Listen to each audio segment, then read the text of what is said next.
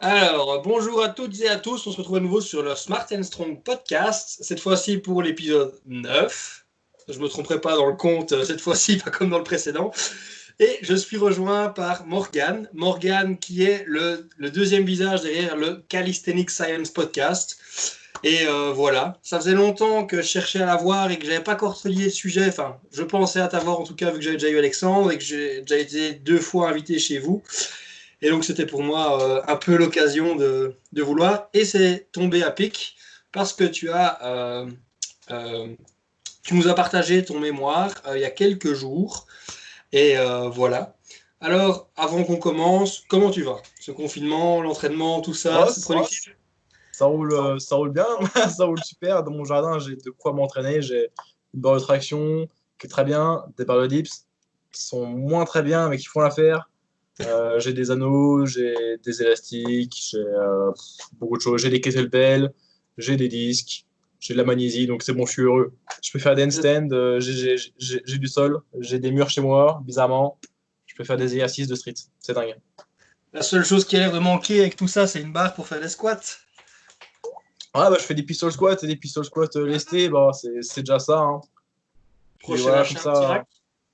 Non, non, je voulais pas claquer autant d'argent parce que j'ai déjà pas mal de choses. Et puis bon, le squat, c'est où est-ce que je suis le moins faible en fait en street, donc c'est bon, tu vois. Si je maintiens mon niveau de jambe, ce qui se maintient avec 3 séries de quadris par semaine, c'est bon, quoi. J'en ai Parce que oui, marre. j'entends dans votre dernier podcast, ni toi ni Alexandre ne voulait ce fameux squat à 280. Vous Bah ouais, non. préfériez un dips à 150. Du coup, je me suis dit, oh, dommage, dommage. Ah, ouais, parce que ça, là, en gros, l'identité du street workout, c'est bien plus le dips que le squat. Parce que le squat, c'est vachement Là, cool, c'est clair. mais Après, ce qui serait intéressant, parce qu'en street lifting, ce serait de comparer, tu sais, comme en powerlifting, on a comparé la contribution de chaque lift dans le total. Je voudrais faire la même chose en street lifting. Ça pourrait être sympa de voir justement quel lift il faut mieux bosser. ah, Et enfin, voilà. pour voir la contribution de chaque lift sur le total en général et aussi voir enfin, quel est le manque à gagner sur les lifts qu'on travaille le moins pour améliorer le total. Parce que peut-être Exactement. que tu es déjà très fort en bench. Bon, attention, on fera des mouvements de street lifting. Peut-être que tu es déjà très fort en dips et que tu te dis, tiens, peut-être que je peux monter ma traction. Mais alors que tu as encore de quoi faire des newbie gains sur ton dips et que ce serait plus facile d'ajouter Exactement. 20 kilos sur ton dips que 20 kilos sur ta traction. Et du coup, bah, tu accentuerais le déséquilibre, mais en termes de kilos sur ton total, ça te met très bien. Exactement. Et du coup, ça serait intéressant de. Il faudrait étudier ça, mais il faudrait un petit échantillon. Peut-être que maintenant que tu auras ta licence, ce sera peut-être l'occasion de faire ce genre de choses. Bah, j'espère bien, Alors, mais ça manque d'études sur des mouvements de poids de corps. Parce qu'après, c'est mais, beaucoup plus facile d'étudier des trucs comme du squat et du squat à Smith Machine. mhm. C'est vachement pratique, mais des dips, des Yep. tractions, jamais.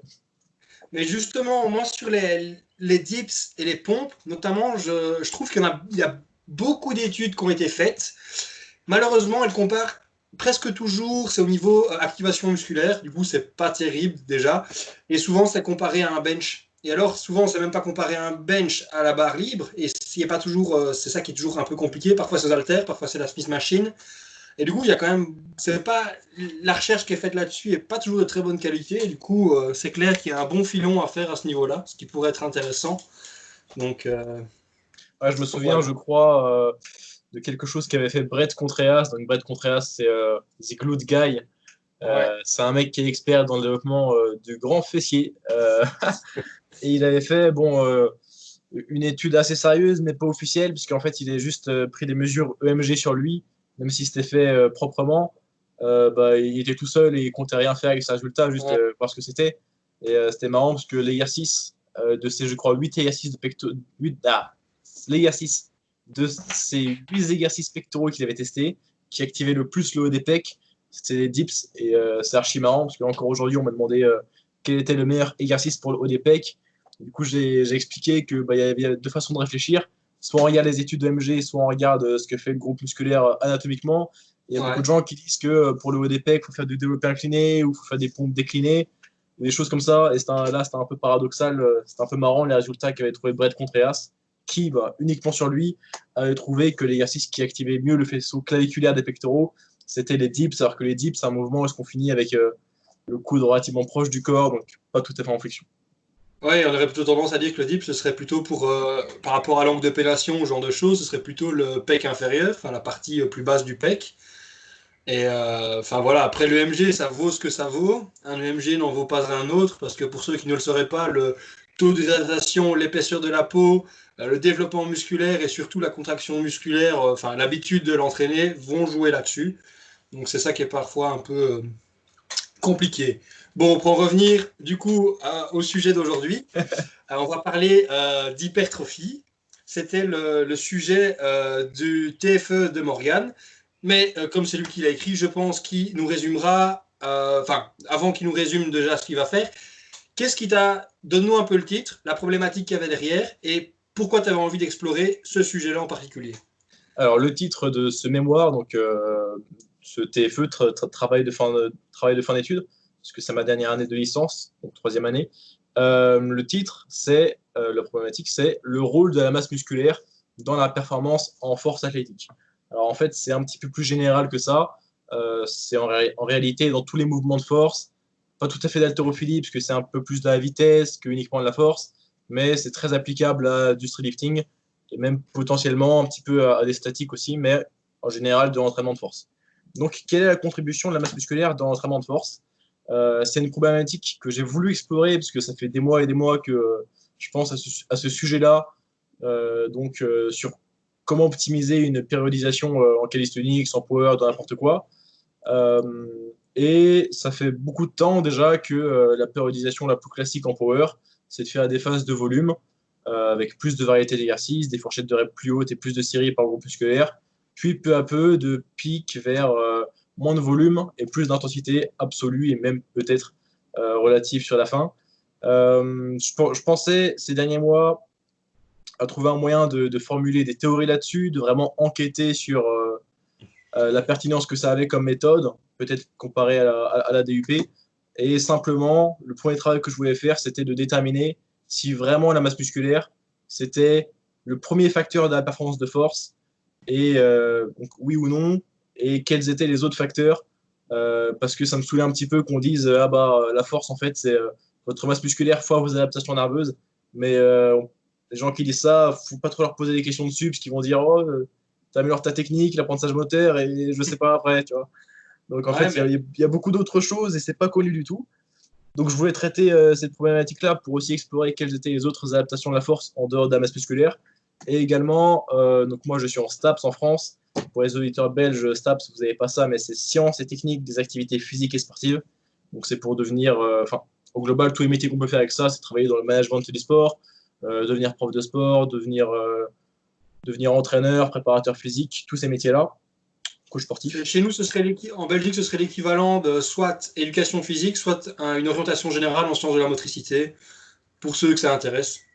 Sauf que chez nous, en 3 ans, on a juste le bachelier, et dans l'idéal, ce serait 5 ans pour arriver à peu près au même niveau et de pouvoir exercer, quoi.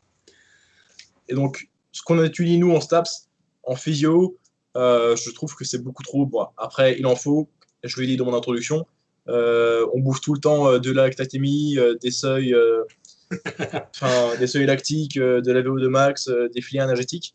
Et Que de l'endurance. ça me cassait un petit peu les couilles, parce que moi, je me sens pas du tout concerné par ça. Exact.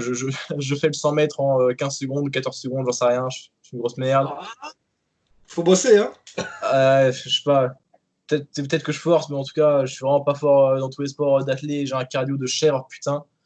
Donc moi, en fait, ce qui m'intéresse, c'est les adaptations de force, donc je voulais faire un truc sur les adaptations de force. Et également, pareil, je le dis dans mon introduction du mémoire, je trouve que en STAPS, même dans le milieu du sport en général, donc, hors les entraînements de résistance, le gain de muscle est un petit peu diabolisé. On dit que ça va nous rendre lent, on dit que ça va nous rendre pas efficient énergétiquement, donc dans les sports endurance, et on dit que ça va nous rendre raide aussi.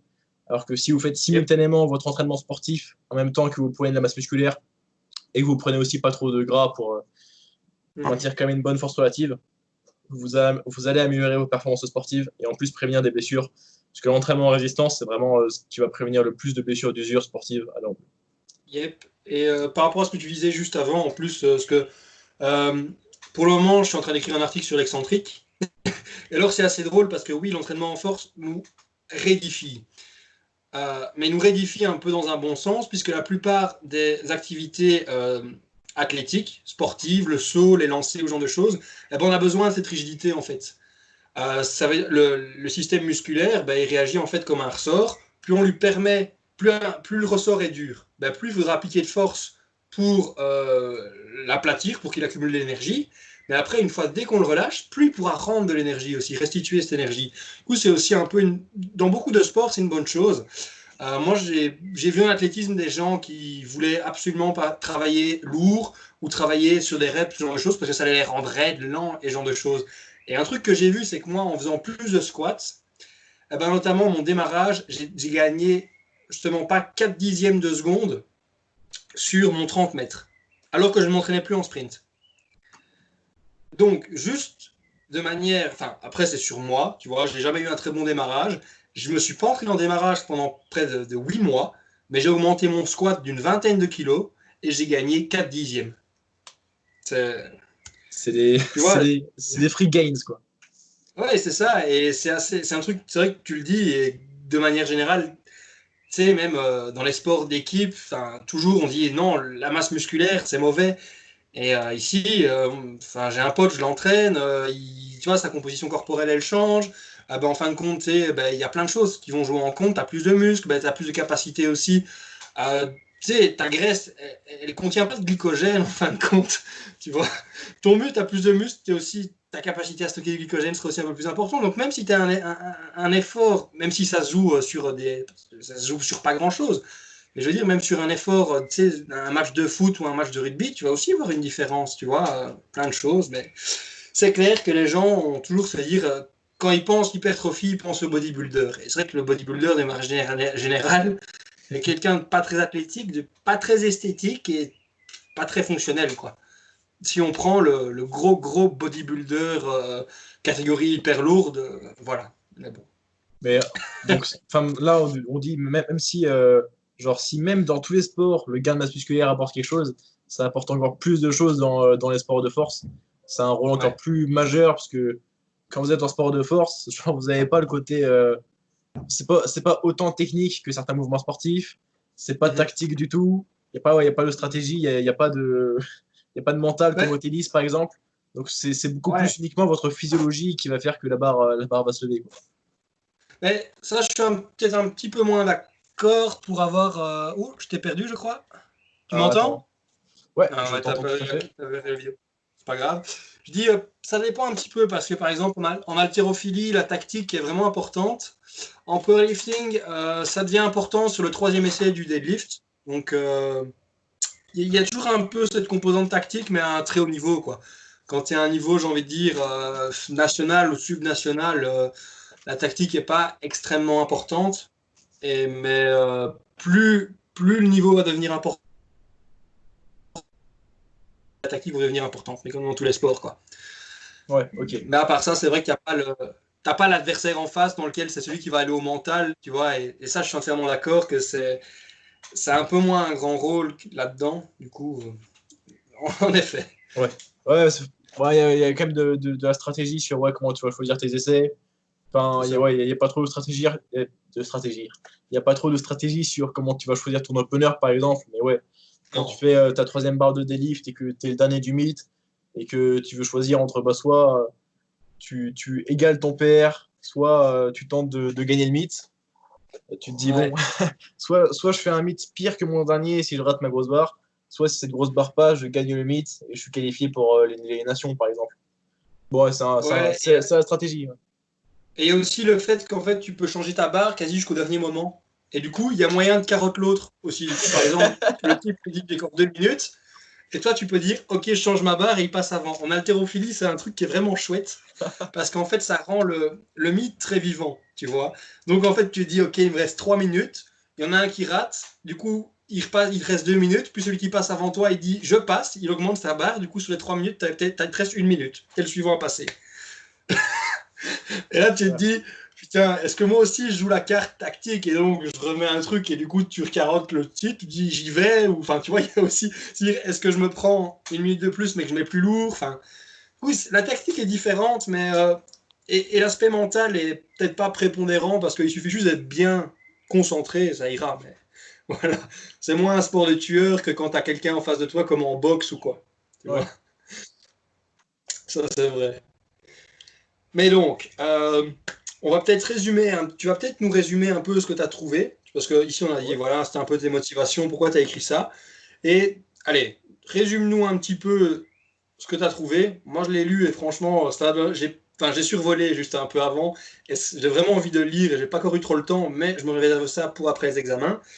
Et donc voilà, résume un petit peu pour l'auditoire et pour les auditeurs, et essaie de leur donner un petit peu envie d'aller lire ton truc qui sera en lien de toute façon.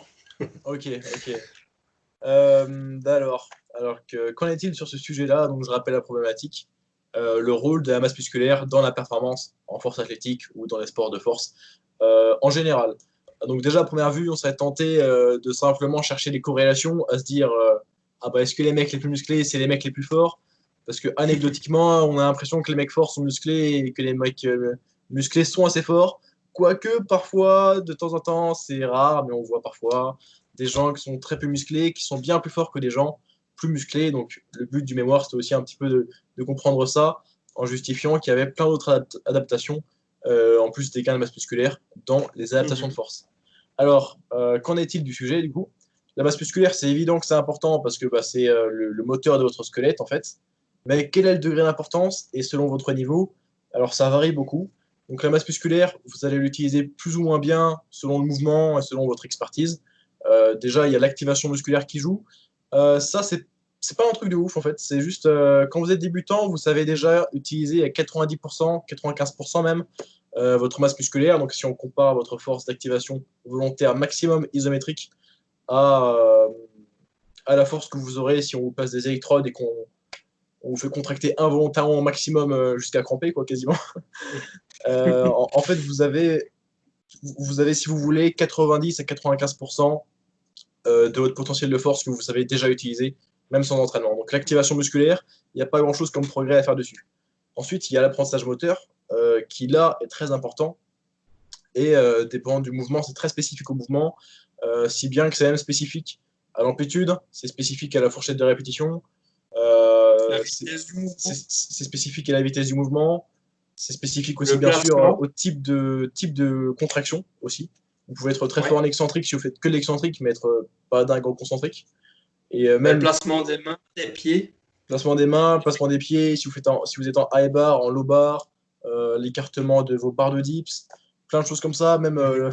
la hauteur peut-être de vos poids sur votre ceinture. J'ai vu, tu avais parlé de ça avec Gwendal, sur s'il fallait mettre les poids bas ou haut dans la ceinture. Enfin bref, Ouais, genre, ouais, mais c'est vrai parce que je il t'avoue y a que tous moi, les plus détails ils qui sont comptent. serrés, je veux dire, plus ils sont serrés, plus c'est embêtant, tu vois. Alors que quand ils sont plus bas, je trouve que ça me permet de pouvoir plus me servir de mes jambes et donc d'être plus à l'aise, tu vois. Mais c'est vrai, c'est ultra spécifique, du coup, Donc, ça, spécificité et force, c'est quand même le truc le plus important, je pense. bah, En tout en cas, fait, vis-à-vis du mouvement. si vous voulez maximiser rapidement votre force, avec déjà une bonne masse musculaire et que vous avez très peu de temps pour préparer un picking de force, il va falloir être le plus spécifique possible, parce que vous n'aurez pas le temps d'aller du moins spécifique au plus spécifique. Donc il va falloir Ouais. vraiment, pour avoir l'apprentissage moteur le plus similaire, le plus optimisé à la performance que vous allez devoir faire, principalement travailler le mouvement exact, à l'intensité exacte, même placement, enfin, même mode de Et contraction. ça, je fais peut-être un petit peu ma promotion, mais au moment où le podcast sortira, j'aurai déjà une vidéo qui sera sortie là-dessus. Du Ah, coup, c'est je dingue. vous invite à aller voir la vidéo. Donc, il sera là, c'est l'épisode 2 de comment optimiser son programme sur la spécificité. Donc, j'en parlerai et je vous détaillerai bien ça, parce que je pense qu'ici, il y a d'autres choses qui sont assez importantes. Et donc, mais ça reste le principe fondamental, la base. Il n'y a pas de spécificité, ben, il n'y a rien qui peut être construit au-dessus. Donc voilà, ça c'est vraiment le number one, la chose number one à retenir, quoi, je pense. Donc j'ai un peu dévié, mais on disait la masse musculaire, c'est évident que c'est important parce que c'est le moteur. L'activation musculaire, vous pouvez un petit peu la travailler, mais vous avez 5 à Mhm. 10% à gratter là-dessus. L'apprentissage moteur, vous avez pas mal de choses à gratter là-dessus, par contre. Ensuite, on a toutes les adaptations architecturales musculaires. Donc ça, c'est un petit peu compliqué et il y a plein de choses qui rentrent là-dedans. Par exemple, l'angle de pénation. Alors, l'angle de pénation, c'est assez compliqué, mais vous avez des groupes musculaires qui sont des muscles à angle de pénation. C'est pas tous les groupes musculaires, mais par exemple les quadriceps. Et encore, je suis même pas sûr que les 4 vastes des quadriceps soient des muscles à angle de pénation. Parce que ouais, je suis pas sûr. Sur la page Wikipédia des quadriceps, il me semble qu'il n'y ait pas tous les vastes listés. Alors, l'angle de pénation, qu'est-ce que c'est? C'est lorsque les fibres musculaires d'un groupe musculaire, d'un muscle, ne sont pas exactement dans l'alignement de l'axe de tirage du tendon. Et ce que ça fait, il y a des points positifs et des points négatifs. Un point positif, c'est que du coup, vous allez pouvoir ajouter plus de masse musculaire parallèle les unes aux autres. Mais l'inconvénient, c'est que vos fibres musculaires, elles ne sont pas là à tirer exactement dans l'axe du tendon. Donc en fait, vous n'aurez pas la meilleure transmission de force possible parce que vous ne tirez pas dans le bon axe sur votre corde, si vous voulez. Donc c'est un bien pour un mal. Et globalement, on a du mal à savoir si c'est plutôt positif ou plutôt négatif. Théoriquement, ce serait quand même plutôt positif d'avoir un gros angle de pénation. Mais dans certaines études cherchant des corrélations, ils ont trouvé chez des powerlifters experts que l'angle de pénation était négativement corrélé significativement à la performance. Donc c'est bizarre. Justement, j'en ai parlé dans un précédent article. Et jusqu'à un certain point, l'angle de pénation va changer en fait, et il va y avoir des adaptations qui vont être positives. Et on va arriver à un point où l'angle de pénation est relativement important. Et en fin de compte, il n'y a plus d'adaptations qui sont faites.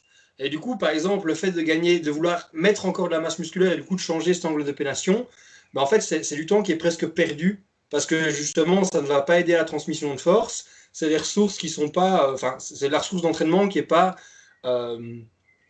intelligemment utilisée. Et donc là-dessus, ce que moi j'avais beaucoup regardé, c'est au niveau des pectoraux. C'est vrai que je ne me suis pas concentré du tout sur les quadriceps. Et tu m'apprends quelque chose, je ne savais pas qu'en fait tous les muscles n'étaient pas sujets à avoir des angles de pénation. Du coup, voilà, c'est déjà une chose. Et puis même si, enfin, déjà c'est sûr qu'ils ne le sont pas tous. Et après, ça dépend vraiment du muscle en question. Si vous voyez les quadriceps d'un bodybuilder vraiment très très striés, vous remarquerez vraiment cette forme en V en fait. Donc vous avez aussi cette forme en V potentiellement sur le biceps. Je ne suis pas sûr que ce soit un angle à pénation, mais ce serait assez possible vu la forme de goutte qui finit donc, au niveau de l'insertion sur l'avant-bras. Mais par exemple, l'angle de pénation du biceps, je suis quasi sûr qu'il est bien moins conséquent que l'angle de pénation moyen des vastes des quadriceps. Genre le vaste médial, l'angle de pénation est certainement bien plus conséquent. Donc ça varie d'un groupe musculaire à un autre. Dans les adaptations architecturales, ce qu'on a aussi, c'est. Alors, on n'est pas sûr que ça compte. Attends, comment dire? Je vais commencer ça dans l'autre sens. Ok. Il y a potentiellement une adaptation architecturale qui fait que l'on augmente notre NMF. Alors, NMF, qu'est-ce que c'est? Écoutez-moi bien, c'est Normalized Muscle Force. La Normalized Muscle Force, c'est la force d'un groupe musculaire divisé par son volume, souvent calculé en CSA, cross-sectional area, c'est-à-dire c'est le volume à la coupe. Vous prenez votre biceps, vous le coupez perpendiculaire au sens des fibres. Ça, ce rond-là, ça c'est votre CSA, c'est votre volume musculaire, cross-sectional area. Et normalized muscle force, c'est la force de votre biceps divisée par son volume. Donc en fait, ça vous donne une idée de la force relative de votre groupe musculaire. Ça, c'est la NMF. Les bodybuilders sont pas très bons. Ouais, les bodybuilders ne sont pas très bons en NMF, mais de toute façon, c'est pas leur but. Et non.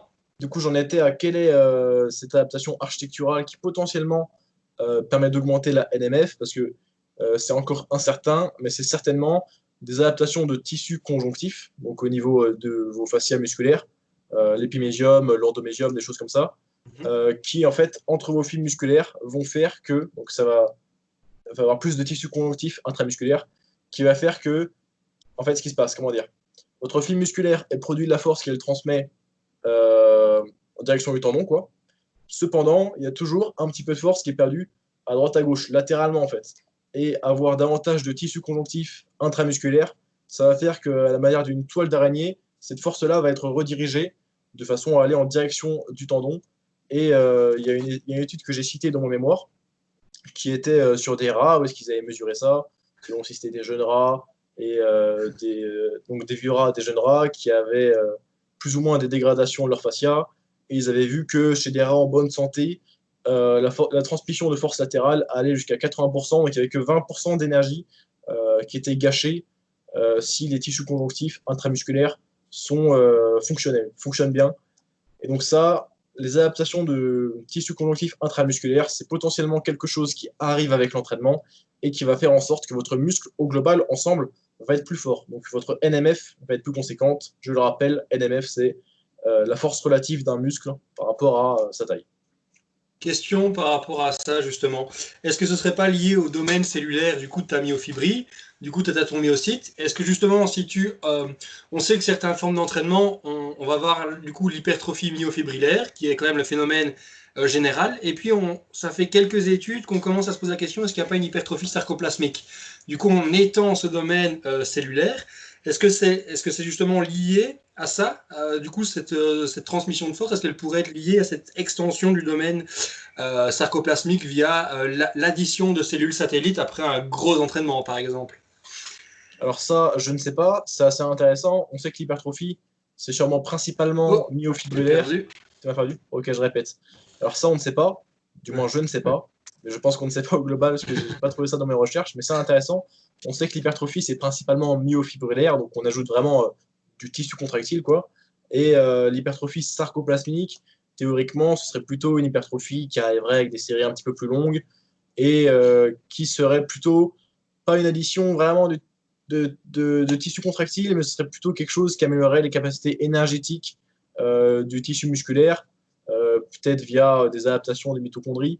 Mais je ne sais pas si cette hausse de la NMF liée à ces adaptations musculaires architecturales, ça va de pair avec l'hypertrophie myofibrillaire ou avec l'hypertrophie sarcoplasmique. Parce qu'en fait, vu que c'est assez flou, quelle est la contribution hypertrophie Ouais. myofibrillaire, sarcoplasmique, Et et puis ça, quel type d'entraînement fait l'un ou l'autre, parce qu'apparemment tous les entraînements font les deux à la fois.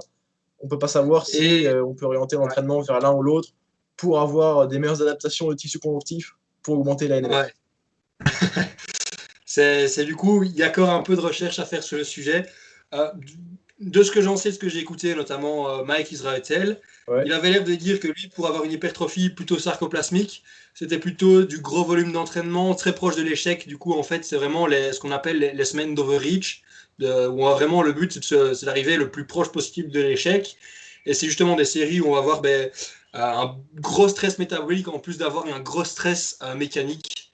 Et du coup, lui avait l'air de dire que c'était notamment, comme tu dis, la combinaison des deux, mais que c'était vraiment plutôt, plus on se rapproche de l'échec et plus on fait du gros gros volume, que ça a l'air d'être le cas. Mais ça peut encore changer et c'est très flou, c'est très compliqué à étudier aussi. Du coup, enfin, c'est pas évident, il y a encore beaucoup de débats à ce niveau-là. Du coup, si vous avez écouté ce podcast et que vous avez envie de faire de la recherche, amenez-nous des réponses. s'il vous plaît. Ouais, alors, je sais que Mike Streetel, bon, il donne pas beaucoup, mais il donne un petit peu d'importance quand même au stress métabolique dans sa philosophie de l'entraînement d'hypertrophie. Alors, les trois facteurs d'hypertrophie théorisés, c'est la tension mécanique, les dommages musculaires et le stress métabolique. En réalité, on est sûr que le principal, c'est certainement la tension mécanique. Et ensuite, C'est les deux ça. autres sont encore un petit peu débattus. Alors, selon moi, Mais les dommages musculaires, c'est vraiment pas un facteur d'hypertrophie, c'est quelque chose qui arrive souvent lorsque l'entraînement est quand même productif, parce que ça arrive avec des volumes d'entraînement un petit peu plus élevés, une certaine proximité à l'échec. Mais en fait, si on isole les dommages musculaires, ce n'est pas quelque chose qui produit d'hypertrophie. Parce que par exemple, de mais la course en descente, ça va vous produire beaucoup de dommages musculaires, alors que ça va être très très peu stimulant sur le point de vue de l'hypertrophie. Pareil, si donc il y a des études qui ont été faites, vous prenez des débutants, vous les faites s'entraîner 3 mois, pardon, 3 mois, 3 semaines, et ils ont beaucoup de dommages musculaires et une certaine hypertrophie. Puis pendant 2-3 semaines, vous les faites plus s'entraîner, mais ils ont quand même eu cette phase de 3 semaines d'acclimatation. Vous les faites re-s'entraîner, ils ont moins de dommages musculaires, parce qu'ils ont déjà été un petit peu habitués par cette première phase de 3 semaines de familiarisation. Ils ont beaucoup moins de dommages musculaires, mais ils ont la même hypertrophie, voire même plus. D'ailleurs, si vous avez beaucoup trop de dommages musculaires, ça peut être contre-productif parce que vous allez devoir déjà rembourser votre dette, entre guillemets, de masse musculaire à reconstruire avant d'en construire par-dessus. Et c'est aussi pour ça, certainement, qu'il y a un cap entre 8 et 12 séries par groupe musculaire, environ par série. C'est un petit peu pardon. Parce que ouais, 10 séries par série, ça veut rien dire, je suis bourré. 8 à 12 séries, merci, par séance environ, certainement. Ça a été hypothétisé par James Krieger, ça beaucoup. Parce ouais. que certainement que si vous allez au-dessus, donc en supposant que vous êtes déjà entre 0 et 4 reps de l'échec. Si vous allez au-dessus, en fait, vous allez créer beaucoup plus de fatigue, de dommages musculaires, et ça, c'est des choses qu'il va falloir, entre guillemets, rembourser avant de pouvoir Junk reconstruire du volume, nouveau tissu neuf. Comment? Réparer? ce qu'on appelle du junk volume, c'est du volume qui n'est pas efficace pour construire de l'hypertrophie. Je rajouterais juste que justement, pour moi, les dommages musculaires, en fait, c'est un byproduct du stress métabolique. Parce qu'en fait, avec du stress métabolique, on accumule quoi? Beaucoup de métabolites, va avoir aussi de l'inflammation qui va se créer. On sait que l'inflammation peut provoquer, du coup, amener des prostaglandines, des histamines, toutes des substances qui sont algogènes, qui provoquent un peu de douleur. Et en plus, on sait que la tension mécanique, par exemple, si on fait un entraînement purement excentrique, c'est le plus hypertrophiant, mais c'est également le plus douloureux. Et c'est le plus douloureux pourquoi? Parce qu'en fait, on peut accumuler tellement de tension sur le muscle que du coup, ces myofibrilles, en fait, elles se déchirent légèrement. C'est le principe, hein. Et du coup, pour moi, c'est le produit des deux autres, en fait. C'est pas un facteur, mais si tu as suffisamment de tension mécanique et ou de stress métabolique, il est normal que tu aies un peu de dommages musculaires. Oui, voilà. Donc, Enfin, c'est un c'est petit comme peu ça que je le le vois. résultat d'un entraînement productif. S'il est surtout proche de vos capacités max de récupération, va forcément engendrer un petit peu de dommages musculaires, de courbatures. C'est ça. Je ne suis pas sûr que ce soit lié toujours au stress métabolique, parce Non. que du bas volume en excentrique, forcément, ça va donner beaucoup de dommages musculaires, mais le stress métabolique sera quand même vachement faible. Alors, possiblement, une Ouais. raison qui pourrait faire que les dommages musculaires seraient productifs pour l'hypertrophie, c'est un petit peu une théorie, mais les excentriques accentués avec des charges très lourdes permettrait l'addition de nouveaux noyaux musculaires qui fourniraient en Mhm. fait tes gains de demain. Mais ça, c'est encore une théorie et c'est dur de vérifier ça. Et, Ce et sera intéressant d'enquêter ça. justement, et justement, je suis en train de faire un article sur l'excentrique et c'est très compliqué parce qu'en fait, il y a tellement de facteurs qui sont impliqués dans la contraction musculaire et c'est encore le concentrique, c'est très facile. Mais une fois qu'on implique l'excentrique, ça devient beaucoup plus complexe parce qu'il y a beaucoup d'élasticité. Enfin, en fait, il y a ce rebond, il y a l'élasticité, il y a plein de choses qui doivent venir s'impliquer. Et du coup, c'est un peu plus compliqué. Et c'est vrai que c'est pas évident toujours. Enfin, la physiologie musculaire, c'est pas aussi simple que ce qu'on peut croire, en tout cas. Ça, il y a encore pas mal de boulot. Et je sais pas si tu as découvert aussi dans tes recherches, mais on parle souvent de deux protéines qui produisent la contraction musculaire. Du coup, l'actine et la myosine. Ouais, Je sais pas si tu as entendu parler de la tinine ou de la tintine. ouais. Tintine. Parce que ça, c'est un truc, genre, j'ai encore eu pas mal de cours de physio et on n'a jamais parlé.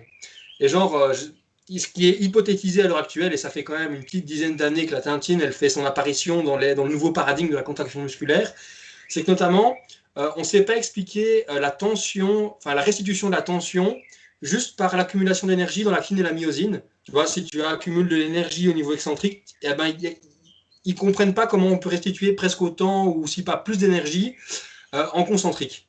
Et en fait, ça viendrait du fait qu'on a oublié un élément euh, résistant lors de la contraction excentrique qui serait la tintine. Et du coup, on hypothétise et malheureusement, on ne sait pas encore, on n'a pas encore tous les outils, allez, énormément de recherches là-dessus qui permet de dire c'est sûr à 100%, mais c'est un truc qui fait tout doucement son apparition dans le monde du muscle, hein. Et ça, nouveau paradigme de contraction musculaire qui expliquerait un peu plus comment on peut faire des gains.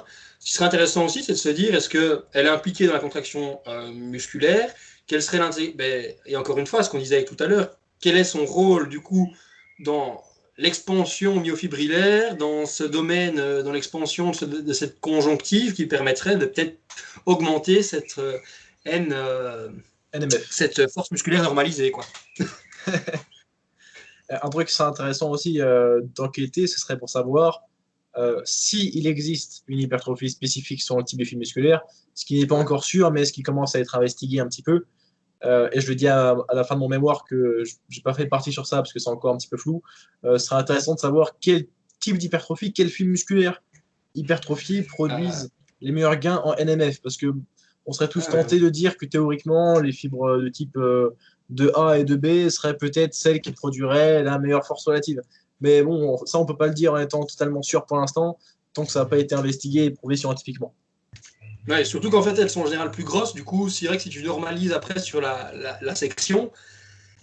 À savoir que alors maintenant je vais parler de la tension spécifique. Tension spécifique, ça ressemble un petit peu à la NMF, sauf que la tension spécifique, c'est, écoutez bien, la force d'une fibre musculaire par rapport à son volume de une fibre musculaire. La différence avec la NMF, c'est que la NMF, c'est tout le muscle et toute la force du muscle. Alors que tension spécifique, c'est qu'une fibre et que la force d'une fibre. Alors que donc en fait, la tension spécifique avec l'entraînement, souvent ça augmente pas trop, ça augmente un tout petit peu, mais souvent ça reste stable, alors que la NMF a quand même tendance à augmenter, preuve qu'il y ait quelque chose qui rende les fibres plus fortes lorsqu'elles sont solidaires, donc potentiellement les adaptations architecturales. Et je parlais de la tension spécifique pour dire que, grosso modo, plus une fibre musculaire est grosse, moins sa tension spécifique est élevée. Alors attention, ça ne veut pas dire que si vous allez prendre du muscle, donc rendre une fibre musculaire plus grosse, elle va devenir moins forte relativement.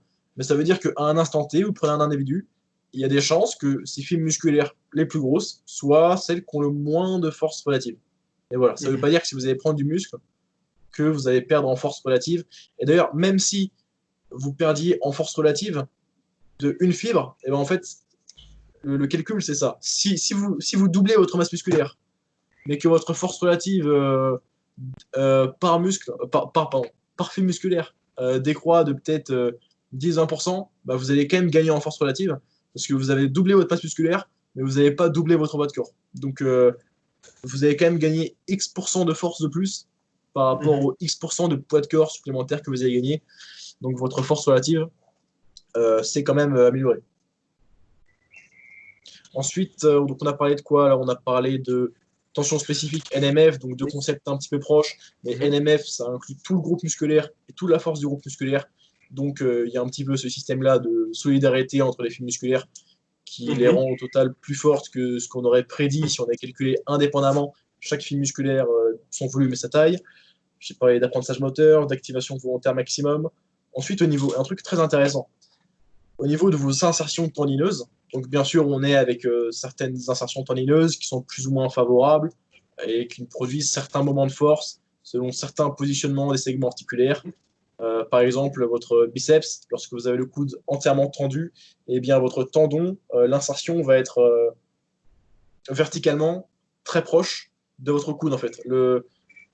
Ça va tirer quasiment dans l'axe de votre humérus, quoi. Donc, ça va pas beaucoup fermer le coude. Ça va même être plutôt une translation qui va faire que votre avant-bras va presque remonter vers votre coude en réalité. Et le moment où est-ce que le moment de force est le plus intéressant, c'est lorsque vous avez le coude à 80 degrés, parce que c'est là que l'insertion de votre tendon sur votre avant-bras aura le plus de distance horizontale par rapport à l'axe de rotation qui sera votre coude. Donc on est avec certaines insertions et on ne peut pas y faire grand-chose, mais si vous gagnez en masse musculaire, en ayant en fait un biceps plus gros, ou n'importe quel groupe musculaire plus gros, mais je ne suis pas sûr que ça s'applique pareil tout aussi bien à tous les groupes musculaires, mais prenons l'exemple du biceps. Si vous avez un plus gros brachial, un plus gros biceps au brachial, eh bien, ça va changer la direction du tirage de votre tendon, en fait. Surtout si vous hypertrophiez votre biceps régionalement proche du coude. Et ce qui va faire que, par exemple, lorsque vous êtes coude totalement tendu, du coup, l'angle de tirage du tendon ne sera plus exactement dans l'axe de votre bras, mais sera un petit peu sur le côté, ce qui va faire qu'il y aura un petit peu de distance sur un meilleur moment de force. Et ça, c'est complètement dingue. Il faut penser que le biceps est un peu bombé, quoi, en fait. C'est que comme si ton biceps, il est là, puis quand il est hypertrophié, il ressemble à ça. Et du coup, il peut tirer un peu par là, quoi. Tirer dans un axe un petit peu plus avantageux. Alors ça j'ai nuancé, dans le sens où c'est avantageux lorsque vous êtes bras tendu, mais lorsque vous êtes coude fléché à 80 degrés, ça change certainement pas grand-chose, parce que de toute façon, vous étiez optimal au niveau de l'efficience mécanique lorsque vous étiez à 80 degrés. Mais c'est par exemple intéressant pour ce qu'on fait nous en calisthenics, enfin moi et Alexandre, ou même si tu fais les tractions ST, tu fais les tractions ST, le début de l'amplitude d'une traction ST ou d'une traction à un bras, surtout d'une traction à un bras, c'est assez compliqué. Le tout début de l'amplitude, lorsqu'il s'agit de casser le coude, en fait, ça, c'est une partie de l'amplitude qui est assez dure. Et ce type d'adaptation, donc ce changement architectural de comment le tendon va tirer sur l'os selon votre degré de masse musculaire, ça peut être intéressant pour le début d'une traction à un bras, par exemple. Et au niveau de l'impact que ça a, dans une étude, comment dit-on, une étude mécaniste, on dirait. En anglais, c'est mécanistique, et le terme mécaniste existe en français, j'ai cherché, hein, mais personne l'utilise. Donc, dans une étude qui cherche à comprendre le mécanisme de comment ça fonctionnerait théoriquement, ils avaient simulé que si on doublait le volume musculaire du biceps brachial et du brachial, on avait une amélioration du moment de force de, je crois, 27 et 34% en position coude tendu, en fait. Donc ça donne vraiment des gains. Bon, après, doubler le volume de votre biceps, c'est très dur. Je Parce pense que que le gain de masse musculaire, c'est ça veut lent, dire mais que c'est impossible. Je pense que c'est quasi impossible. Imaginons que là, monsieur et madame tout le monde se retrouve avec un biceps de 27 centimètres, enfin un tour de bras de 27 centimètres. ouais. Ça veut dire qu'il faudrait arriver à un tour de bras de 54 centimètres. Enfin, Alors, je connais pas. Ce alors serait oui, pas exactement ça, puisque tu as l'os. il y a un truc, un truc en fait, il y a un petit détail, c'est que peut-être que régionalement, tu peux plus facilement doubler ton tour de biceps côté distal que côté proximal, peut-être, je sais pas. Ou des choses comme ça. Ouais. Mais après, je pense pas que réalistiquement, tu puisses doubler ton tour de bras. Mais, mais quand même, parce que c'est pas le seul facteur qui joue sur la performance de force. Mais si tu ne serait-ce que pas double, mais multiplie par 1,5 au cours de ta carrière, ce qui est bien plus faisable, ton tour de bras, tu vas peut-être pas améliorer ton moment de force de 27 et 34, mais de peut-être 10 et 15. Quoi. Ouais, c'est ça. Et 10 et Ça 15, reste quand même. pour un Ça reste athlète de déjà force, ça fait des kilos quoi, sur votre traction. Ah, c'est clair. Donc Et ça, c'est un facteur c'est un facteur sur lequel on peut travailler indirectement en gagnant en masse musculaire. Donc, bien sûr, vous mais gagnez en masse musculaire, vous avez plus de tissu contractile, mais vous pouvez également changer l'axe de tirage de votre tendon. et attends, tu parles au niveau par rapport au biceps. Si on vient ajouter ça par rapport au niveau du dorsal, du grand rond, du petit rond, des rhomboïdes et des trapèzes, enfin, parce que ça vient s'ajouter, c'est des muscles qui vont être des principes, enfin, qui vont t'aider à bouger lors d'une traction. Si on peut, allez, améliorer aussi toute cette masse musculaire à ce niveau-là, parce que ça va venir tirer sur la scapula, sur l'humérus, ça va aider à toute la cinématique finalement du membre sup, bah ça peut être vraiment intéressant, quoi. Du coup, ça. J'ai également Alors parlé au de mon niveau. mémoire du rôle de l'anthropométrie sur la performance, mais j'en ai pas parlé beaucoup parce que c'est pas quelque chose qui va être modifiable avec l'entraînement. Et la visée du mémoire, c'était plutôt de savoir qu'est-ce qui changeait avec l'entraînement et quel était le rôle de chacun de ces éléments, quelle était la contribution de chacun. Donc en fait, par contre, ce qui nous intéresse dans l'anthropométrie, c'est que ça nous permet quand même de comprendre un petit peu pourquoi certains individus moins musclés que d'autres sont pourtant plus forts. Mais c'est aussi à nuancer parce que c'est pas parce que vous avez un fémur 20% plus long que oui, en effet, il va y avoir 20% de moment de force supplémentaire sur, par exemple, vos hanches, parce que la distance entre vos hanches et votre surface d'appui, donc en fait votre barre, en fait c'est même pas votre barre, c'est votre barre et tout le haut du corps, mais bon, j'en parle dans le mémoire en détail. C'est pas parce que vous avez des fémurs 20% plus longs que vous allez avoir un squat 20% moins conséquent que votre pote qui a des fémurs plus courts, parce que, et ça a été étudié chez les espèces de singes, il fallait chercher T'es des... encore un petit peu perdu là. Ah ok, il va falloir réexpliquer ça, je parlais d'espèces de singes et de moments de force. Je disais, c'est pas parce que vous avez un fémur 20% plus long que votre collègue que vous allez être 20% moins fort au squat si tous les autres facteurs sont égaux, parce qu'en fait, il y a un facteur qui va un petit peu suivre votre anthropométrie, c'est vos insertions tendineuses qui vont un petit peu varier. Et souvent, plus vous êtes grand, bah, du coup, plus votre insertion tendineuse aussi a tendance, plus vos insertions tendineuses ont avoir tendance aussi à s'insérer loin sur l'os sur lequel votre groupe musculaire tire. Et du coup, si vous avez des fémurs 20% plus longs que votre pote, eh bien, vous serez certainement pas 20% plus faible, mais peut-être 15% plus faible ou 10% plus faible, parce que ça va aussi scale, on dirait en anglais, par rapport à votre taille, vos moments de force. Mais, et puis même, quand on regarde en fait du coup l'anthropométrie, ce qui se passe c'est que on regarde, je pense par exemple powerlifting ou haltérophilie, bah, en fait il y a des catégories de poids. Et donc souvent on va retrouver les mêmes morphotypes, j'ai envie de dire bah, quelqu'un qui va être plutôt grand ou plutôt petit, plutôt épais, on va pas parler d'ectomorphe ou de mésomorphe, enfin toutes ces conneries là. Mais les, on va retrouver des données anthropométriques qui vont être relativement similaires parmi ces athlètes et la différence sera pas tellement énorme. Parce que c'est ça aussi le principe des catégories de poids, c'est que en fait, on vient normaliser un petit peu tout ça. Et donc, un athlète qui serait plus grand, il devra être peut-être un peu moins musclé. Du coup, il aura peut-être intérêt à passer dans une catégorie de poids supérieure pour pouvoir prendre du poids, plus de muscles. Et donc, en fin de compte, je suis pas sûr que l'anthropométrie soit vraiment un facteur tant déterminant que ça. Euh, En tout cas, par rapport à la force absolue. Je pense que par rapport à la force relative, là, je pense que ça peut jouer.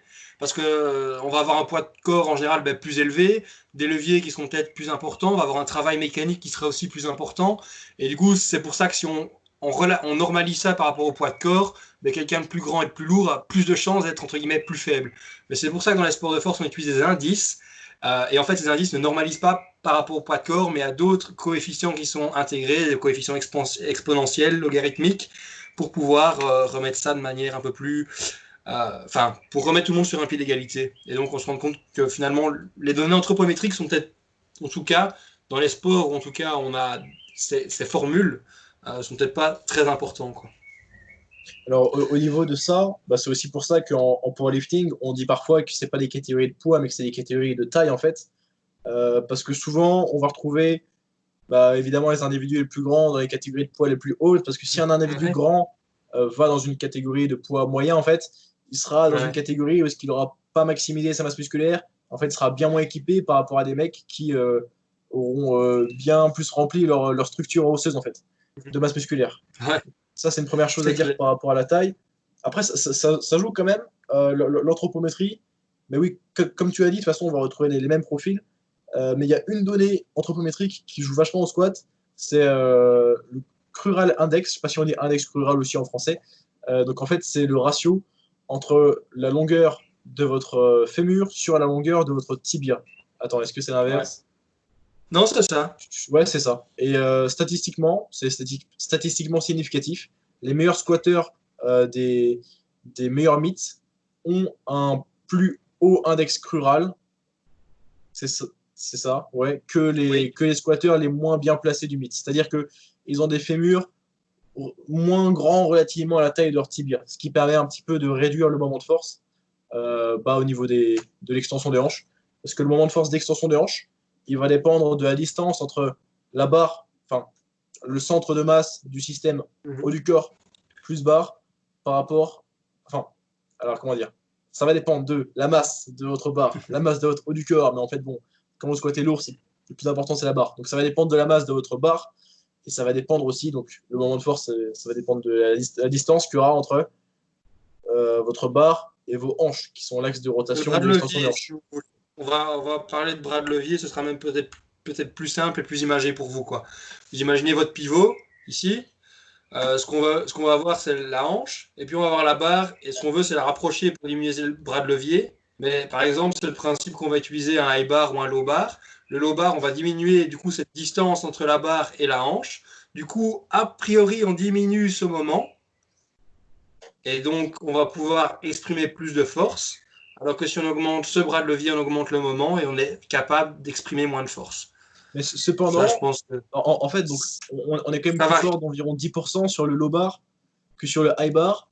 Mais même si on cherche à réduire la distance horizontale barre-hanche, et ben, au bout d'un moment, il y a quand même la mécanique qui te dit qu'il faut que ta barre soit au-dessus de ta base d'appui, c'est-à-dire tes pieds. Donc tu Ouais. peux pas t'en sortir au max, mais oui, quand même, on a tendance à être 10% plus fort souvent sur notre low bar par rapport à notre high bar, bien sûr, à condition qu'on s'entraîne aussi en low bar. Ouais, et alors ça, je pense que ça dépend un peu des lifters, parce que certains vont être beaucoup plus forts au niveau du dos et du coup vont pas forcément avoir un high bar qui sera très fort, tandis que d'autres vont être beaucoup plus forts au niveau des quadriceps, et il n'y aura peut-être pas 10%, peut-être 7-8, mais voilà. Du coup, c'est clair que normalement c'est le cas. Et puis il y a certaines personnes qui sont même parfois plus forts en high bar qu'en low bar, même en s'entraînant. C'est mon cas. Ça. C'est terrible. Mais ici, j'ai recommencé du coup un cycle d'hypertrophie et mon max estimé en high bar est. Je commence le cycle en hypertrophie, hein. Du coup, je pense que c'est la 7e semaine que je suis nouveau en high bar et mon max estimé en high bar est équivalent à ce que je faisais sur la fin de mon dernier cycle de force en low bar. Sympa. Du coup, je me dis, bah, il n'y a pas une. Enfin, en tout cas, je suis pas. C'est soit que j'ai pas assez poussé le low bar ou alors j'ai vraiment pas une grosse différence, quoi. enfin, à voir en fin de cycle. Mais voilà, en fonction des personnes, ça peut peut-être varier un petit peu aussi. Alors, on a parlé d'anthropométrie, on a parlé d'adaptation architecturale, donc on a Mhm. les adaptations de tissus conjonctifs intramusculaires, on a l'angle de pénation, on a parlé également de comment le gain de masse musculaire impactait le moment de force de vos tendons, surtout sur Mhm. certaines amplitudes, exemple le coup de tendu. On a parlé de l'activation musculaire, on a parlé de l'apprentissage moteur, donc qui est spécifique vraiment à un mouvement, à une amplitude, à un régime de contraction musculaire. Euh, de quoi je parlais exactement dans la mémoire? Voilà, attention spécifique. J'ai aussi sous les yeux. Attention spécifique à la NMF, ça a tendance à augmenter avec l'entraînement pour la NMF et à rester stable pour l'attention spécifique. Donc vous prenez plus de masse musculaire, mais la force relative euh, de chaque fil musculaire reste la même, tandis que la NMF augmente. Donc en fait, lorsque vous gagnez 10% de masse musculaire, vous pouvez vous attendre à gagner 10% de masse musculaire, genre prédite par unité de fibre, mais plus grâce à votre NMF. Donc de là, vous avez des gains à faire sur la NMF. Pareil, quand vous gagnez en masse musculaire, ça impacte vos insertions tendineuses un petit peu. Donc, le gain de masse musculaire va être encore plus décuplé par ces gains d'insertion osseuse, pardon, ces gains d'insertion tendineuse. Ensuite, l'activation, il n'y a pas grand-chose qui joue là-dedans. Et l'apprentissage moteur, ça se maximise assez rapidement. En fait, on va arriver peu à peu sur la conclusion. Quelles sont les adaptations qui sont les plus importantes dans votre carrière? Au début, vous allez rapidement avoir une augmentation de votre NMF et ça va à peu près se maximiser aux trois quarts, quasiment totalement, certainement en 2 mois. Donc en 2 mois, vous allez gagner pas mal de force, même peu importe le mouvement, simplement en NMF seul. Si vous êtes sérieux, vous allez rapidement gagner en NMF et ça va être applicable à tous les mouvements parce que c'est pas du domaine de l'apprentissage moteur. Votre apprentissage Est-ce moteur, que, oui. je t'avoue que je suis pour moi, enfin, souvent on sait que l'apprentissage moteur, on sait qu'une tâche, notamment parce qu'en kiné on en a parlé quand on fait par exemple un simut walking test, on sait qu'il y a un effet d'apprentissage entre la première et la deuxième fois qui peut aller jusqu'à 7%. Du coup, en fait, entre la première mesure et la deuxième mesure, il peut y avoir un gain de 7%. Du coup, moi je t'avoue que je suis pas entièrement convaincu qu'il n'y ait pas quand même d'apprentissage moteur. C'est peut-être pas grand-chose, mais le fait est que la plupart du temps on n'a pas été exposé au mouvement. Du coup, sur 2 mois, on fait déjà énormément de progrès techniques, j'ai envie de dire. Les leviers changent aussi, du coup, il y a quand même aussi le fait qu'il va falloir refaire un apprentissage moteur en fonction des leviers, parce que comme on gagne en masse musculaire, ben on va peut-être gagner, on va perdre probablement un petit peu d'amplitude. Du coup, les leviers changent un petit peu. Du coup, il y a aussi cet apprentissage moteur est un peu perpétuel, mais je pense qu'on a quand même un petit peu, tu sais, parce que même quand tu étudies un truc la première fois, ben ok, tu n'as peut-être pas retenu quelque chose, mais la deuxième fois quand tu l'as réétudié, tu as retenu un petit peu plus. Et donc, même si c'est pas grand-chose, mais il y a quand même pour moi un petit peu d'apprentissage Ah non, moteur. j'ai pas dit qu'il n'y avait pas l'apprentissage moteur. Ouais, J'ai dit qu'il y avait beaucoup de NMF. Et ouais, l'apprentissage moteur, il va durer sûrement bien plus longtemps que ce qu'il va falloir pour maximiser la NMF. Mais la NMF, quand je disais que ça s'appliquait à tous les mouvements, c'est un petit peu comme l'activation volontaire, comme votre NMF. C'est simplement votre muscle qui, théoriquement, se synchronise mieux, qui est mieux solidaire. Et ça, c'est ouais. applicable à tous les mouvements. C'est même pas quelque chose que vous contrôlez. Et ça se voit même sur du leg extension isométrique, les gains de NMF. Parce que, donc, comment on sait, comment je sors pas ça de mon cul, en 2 mois, Ouais, vous gagnez je beaucoup me en doute. NMF.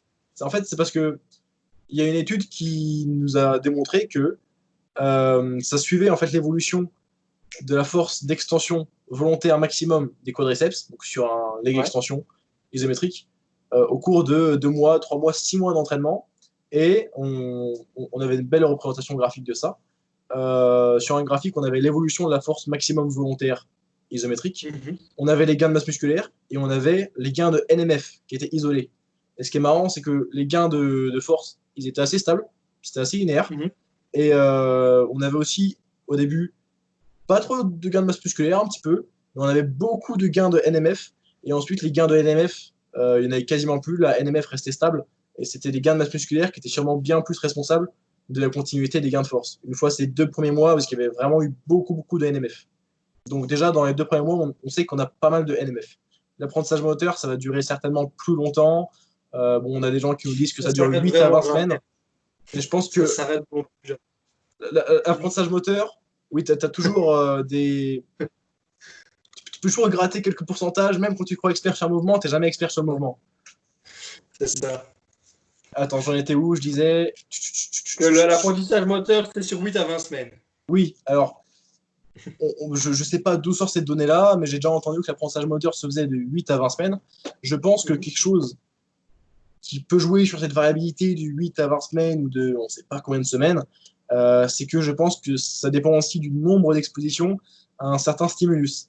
C'est parce que je pense, moi j'ai la théorie que vous avez certainement presque un cap de vous allez devenir bon sur votre mouvement en X séances et potentiellement que si vous avez une plus haute fréquence d'entraînement, bah, vous allez plus rapidement apprendre ça parce que vous allez avoir plus d'expositions et plus d'opportunités pour faire à l'unité une séance égale un peu de gain, une séance égale un peu de gain.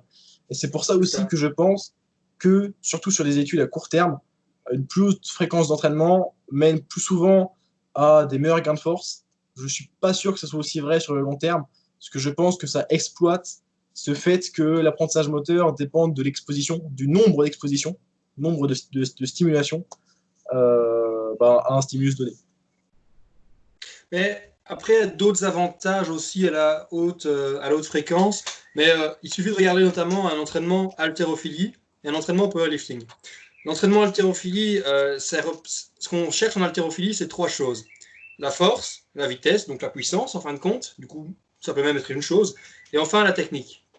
Tandis qu'en powerlifting, ce qu'on cherche avant tout, c'est la force max, avec un petit peu de technique. En haltérophilie, on retrouve régulièrement deux sessions par jour. C'est pas courant. C'est pas inhabituel, notamment. Tandis qu'en powerlifting, on peut pas faire ça. Les filières sont pas du tout les mêmes. Et du coup, comme tu le dis, une fois que la technique est engagée, une fois que la technique est vraiment un truc important, du coup, l'apprentissage moteur, en fait, on peut l'entraîner tous les jours et presque sans fatigue, ça.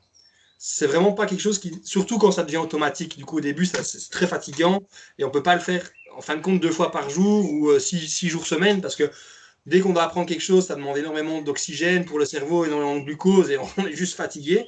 Mais plus on avance dans notre expertise, notamment notre maîtrise du mouvement, moins ça demande d'énergie et du coup, plus on peut répéter ça. Et c'est vrai que il faudrait voir, ça dépendrait du sport parce que je pense qu'en haltérophilie, c'est pas pour rien que les athlètes de haut niveau font 2 sessions par jour. Parce que justement, l'apprentissage moteur, justement, on l'apprend, ça met plus de temps à se consolider, mais ça disparaît très vite. En fin de compte, si tu passes une semaine, 1 mois, 1 an sans faire un arraché, je peux le dire d'expérience, c'est très compliqué. Si je m'entraîne régulièrement en arraché, il me faut peut-être 3 minutes pour pouvoir faire un arraché décent. Et si j'en fais pas pendant des mois, il va peut-être me falloir 1 semaine, tu vois. Et du coup, ça met aussi plus de temps à revenir parce que ça, c'est au niveau du cerveau, c'est au niveau de toutes ces voies nerveuses. C'est aussi d'autres choses, quoi. C'est vraiment la conduction, le trajet au niveau des neurones. Et voilà, je pense que du coup, c'est très intéressant sur un sport qui est plutôt technique, c'est genre les lancers ou du golf, trucs qui n'ont pas une grosse composante de force. Mais c'est clair qu'une fois qu'on a de la force, c'est un peu moins important, il faut beaucoup de fatigue. Ça accumule beaucoup de fatigue, du coup, il faut trouver ce juste milieu entre les deux, quoi.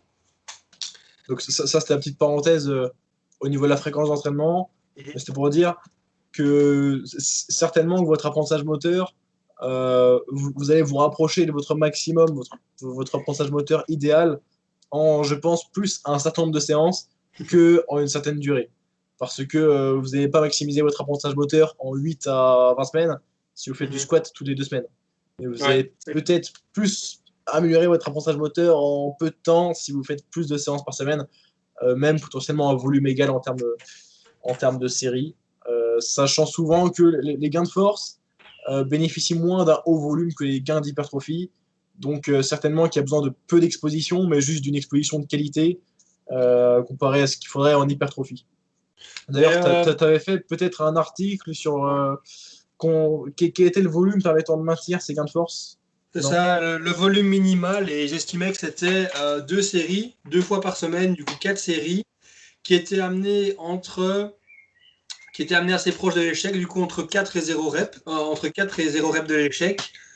Et c'était fait entre 12 et 6 répétitions. Du coup, 4 séries entre 6 et 12 répétitions, entre RPE 6 et 10.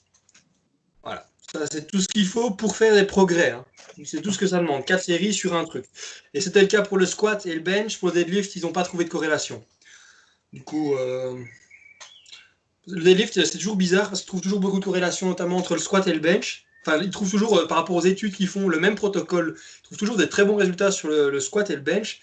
Et une fois avec le deadlift, c'est toujours des résultats un peu plus différents et un peu étranges. Je comprends pas toujours pourquoi. C'est toujours assez drôle de regarder les études qui sont faites là-dessus.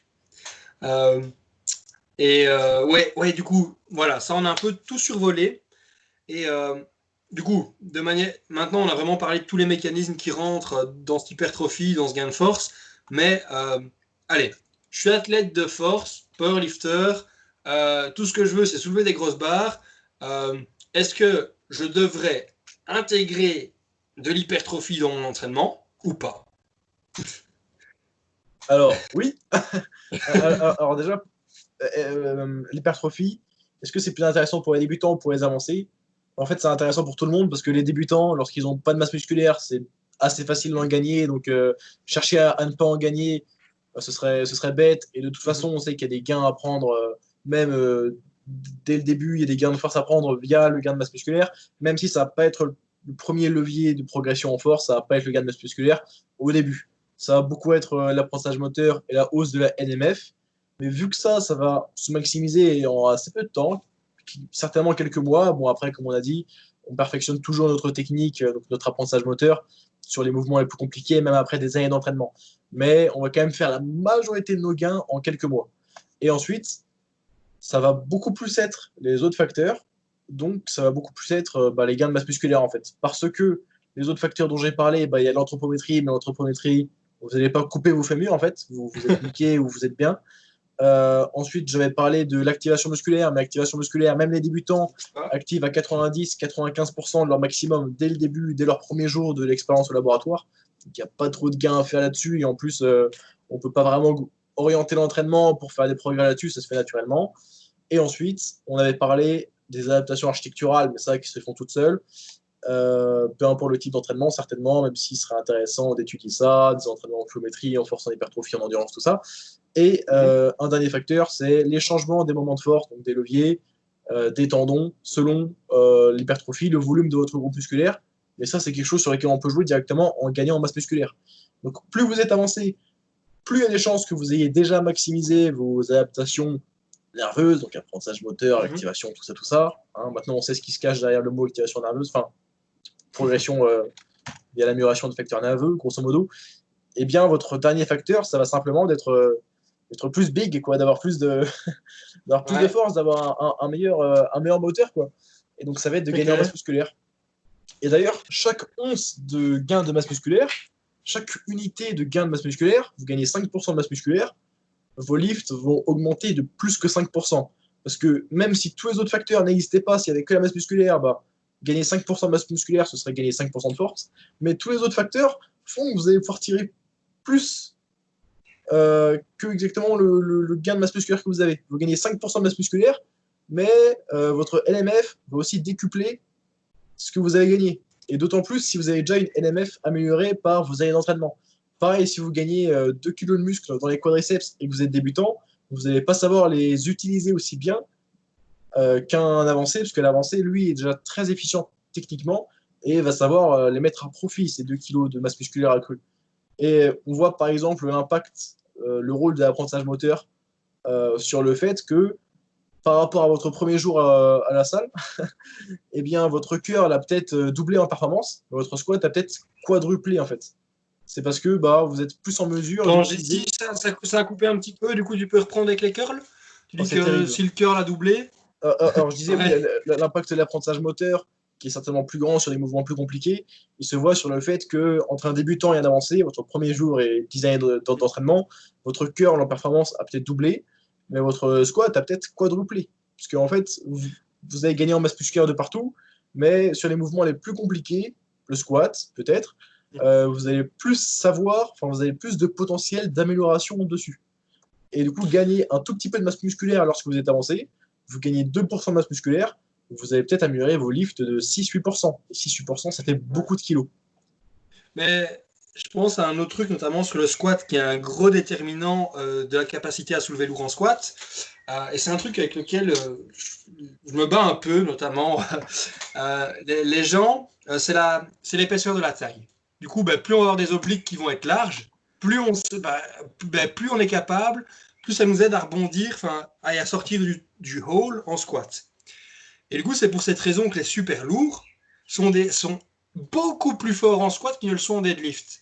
Parce qu'en fait, leur tronc les aide à squatter. Et c'est un truc duquel, voilà, si vous voulez être plus fort en squat, il faut hypertrophier par exemple vos obliques. Et c'est un truc assez drôle parce qu'on sait que le port d'une ceinture, ça diminue l'activation des obliques. Ça augmente l'activation du droit de l'abdomen, mais ça diminue l'activation des obliques. Du coup, potentiellement, et ça c'est un peu contradictoire parce que les études ne sont pas entièrement d'accord. Est-ce qu'activation diminuée veut dire moins d'hypertrophie? C'est pas très clair, mais on peut dire que c'est le cas, puisqu'on sait que notamment l'activation est liée à la capacité de produire une force. Tu vois? Du coup, pour moi, s'il y a moins d'activation, il y a moins de tension dans le muscle, moins de tension, moins d'hypertrophie. Et du coup, le meilleur exemple, c'est le squat. Vous voulez être plus fort en squat, améliorer vos leviers, il faudrait quand même qu'il y ait une partie de votre entraînement qui soit dédiée au développement des obliques. Comment on peut faire ça? Vous travaillez beaucoup de belt press, faites beaucoup de travail des abdominaux, et ça va améliorer votre squat. Moi, c'est un truc qui fonctionne super bien. Je mets pas de ceinture, je vais dire, la moitié de l'année, et je mets juste de la ceinture quand je fais des séries inférieures à 6, quoi. Des séries, voilà. C'est juste quand je fais de la force et du low bar. Quand je fais du high bar, c'est tout le temps beltless, quoi. Et je veux dire, je pense que j'ai des bons obliques. Parce que, et ça c'est un moyen que je vérifie notamment avec des powerlifters, c'est pour vérifier qu'ils ont des bons obliques et un bon gainage, tu leur mets un yoke sur le dos. Je connais des gens qui squattent plus de 200 kilos, mais qui savent pas faire du yoke à 200 kilos. Déjà. Tu vois, pourtant, moi je me balade avec un yoke de 300 kilos, Ouais. enfin, j'ai envie de dire, c'est qu'une question, tu vois, de gainage. Et je veux dire, c'est incroyable, notamment le nombre de powerlifters qui prennent pas le temps de travailler leurs obliques de manière, d'une bonne manière, quoi, tu vois. C'est vrai, Dès que ça, c'est ça a l'air logique, et ça a l'air totalement cohérent. Et je pense que c'est quand même une bonne idée comme tu le dis, de tenter de le mettre en application. Et de toute façon, je pense que même si c'est étudié, ce sera tellement faible que ce sera peut-être pas statistiquement significatif, alors qu'il y a quand même Non, certainement un truc. Donc en fait, c'est pour ça qu'on dit que l'entraînement, c'est une science, mais que le coaching, c'est un art. En fait, en application, il y a des choses qu'on peut faire qui font sens, et peut-être dont on peut étudier l'effet, mais l'effet ne sera pas statistiquement significatif ou très très vendeur, non, malgré que ça puisse être le cas. Et ensuite, on peut aussi parler du fait que on peut avoir un entraînement qui sur le papier ne soit pas le plus optimal, mais si on y adhère alors qu'on ne serait pas capable ouais. d'adhérer à un entraînement théoriquement plus optimal, on ne pourrait pas compléter l'entraînement et du coup être efficace dessus sur le long terme, avoir des gains. L'entraînement Après, optimal ne l'est pas si on ne le fait pas, quoi. après je pense qu'une fois que les gens deviennent plus expérimentés, et ça, c'est un truc avec les débutants. Moi, j'ai un ami qui voulait que je le coach. Et je t'avoue qu'il me demandait de lui faire quelque chose, et moi, j'ai fait ce qui me semblait la manière optimale de le faire. Et lui, il me dit, mais moi, j'ai pas envie de faire ça. Alors là, tu te dis, ok, qu'est-ce que je fais? J'adapte le programme, mais moi, Enfin, tu vois, je vais un peu à l'encontre de ce que je ferais, mais il y adhère. Ou alors, je continue et il va peut-être pas adhérer. Et là, moi, ce que j'aime bien faire, plutôt que de dire à la personne, ok, je change tout pour que ça te plaise, parce que je suis pas comme ça. Ce que je préfère, c'est dire ok à la personne, dire ok, ça va peut-être pas te plaire au début, mais on se donne un mois ou deux. Et si les progrès sont bien, tu vois, je veux dire, c'est les progrès qui vont dicter ce qu'on change. Tu vois, et en général, quand les gens ont des bons résultats, même avec des choses qu'ils n'ont peut-être pas envie de suivre au début, il faut un petit peu leur dire, ok, tiens, on essaye mon truc pendant un mois, un cycle ou deux, ça fonctionne pas, on change et on fait autre chose, tu vois. Si tu fais une petite carotte là, tu vois, un petit truc, hein, et, et du coup, ça c'est un truc que j'ai remarqué. Les gens n'ont pas envie de toujours le faire, mais une fois qu'ils ont les résultats qui arrivent, tout de suite, après, oui, je savais bien qu'il fallait faire ça, tu vois. Et là, ok, on te suit.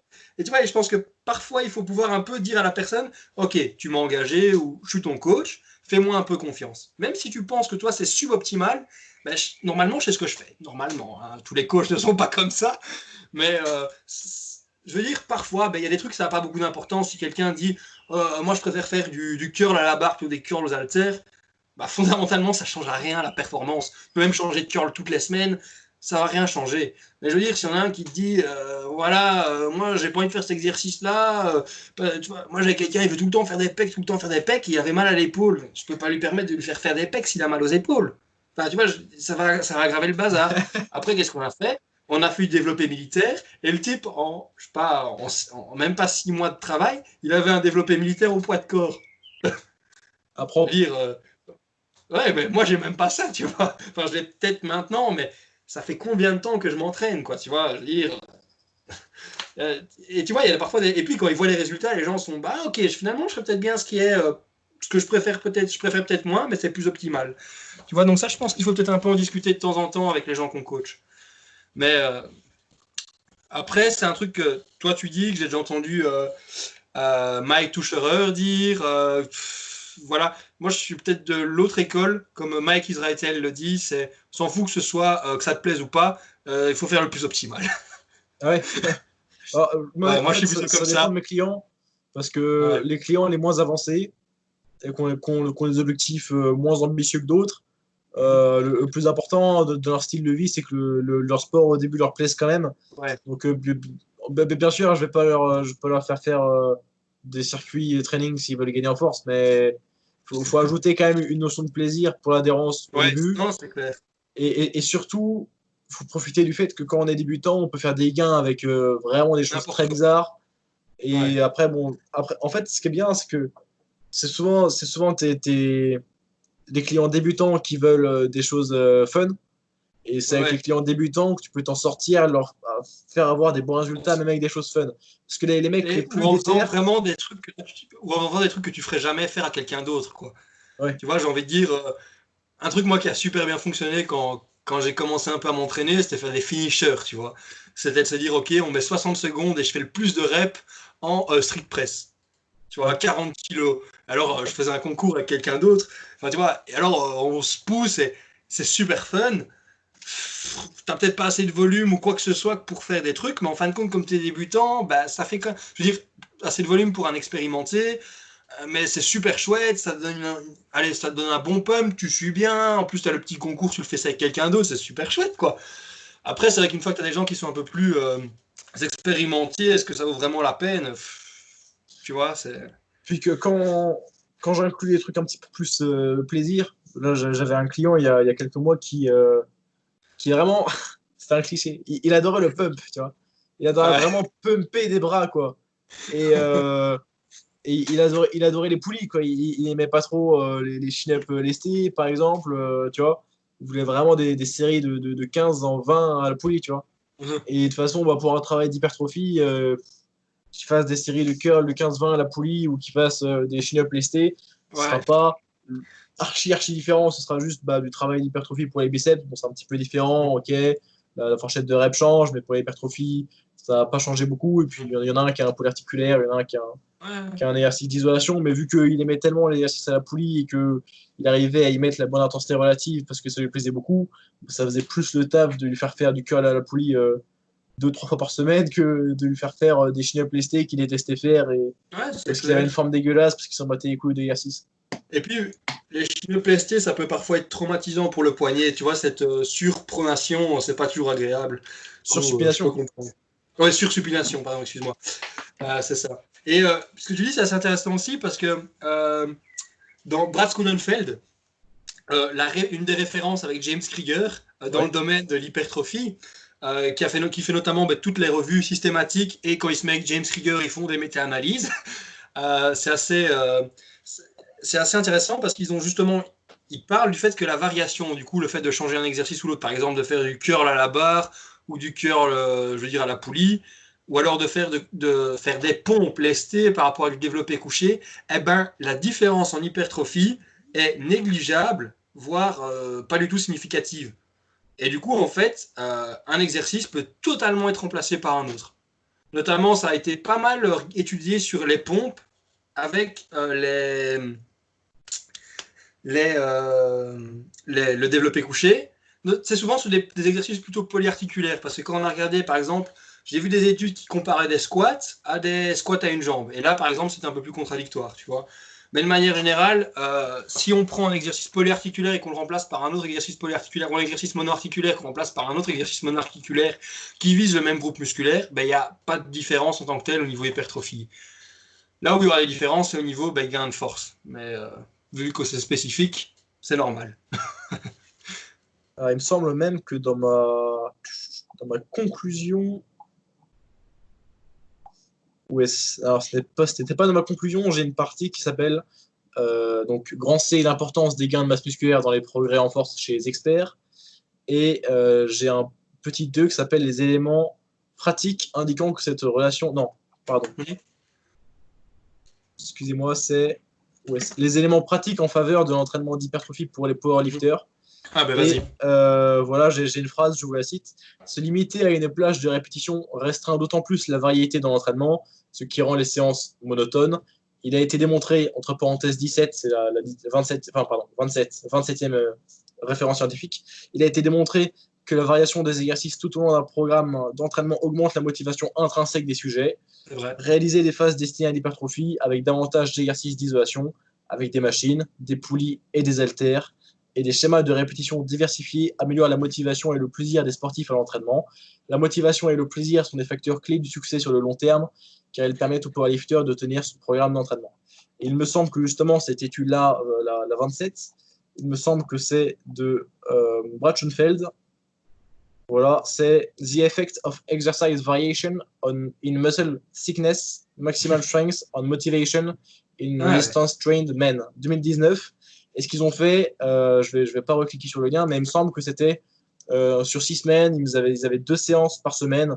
Et il y avait un groupe qui faisait que les mêmes exercices, ils avaient que peut-être 1 ou 2 exercices. Ouais. Et l'autre groupe, chaque semaine, c'était généré aléatoirement les exercices qu'ils allaient avoir. Et les 2 groupes ont gagné la même masse musculaire, mais le groupe qui avait les exercices random quoi, au hasard, genre c'était peut-être un lancer de dés et puis vous voyez la séance qu'ils faisaient, ils avaient plus de motivation pour s'entraîner. Donc la variété d'exercices, c'est important pour aimer son entraînement pour certaines personnes. Après, j'utiliserai peut-être pas le truc de changer toutes les semaines parce que ça va aller contre le principe de surcharge progressive. Tu vois, du coup, d'augmenter le nombre de répétitions ou la charge qu'on va pouvoir utiliser de semaine en semaine. Du coup, je pense que ça peut être, par exemple, peut-être un peu plus intéressant de garder sur un même cycle d'entraînement les mêmes exercices, mais ça fait quoi? Entre 4 et 5 semaines pour la plupart des gens. Et puis, on change toutes les 4 ou les 5 semaines. Ça permet d'avoir le meilleur des deux mondes, du coup, de varier régulièrement. Attends, un instant, il y a mon chat qui nique mon mur parce qu'il veut que je la porte. À ton aise.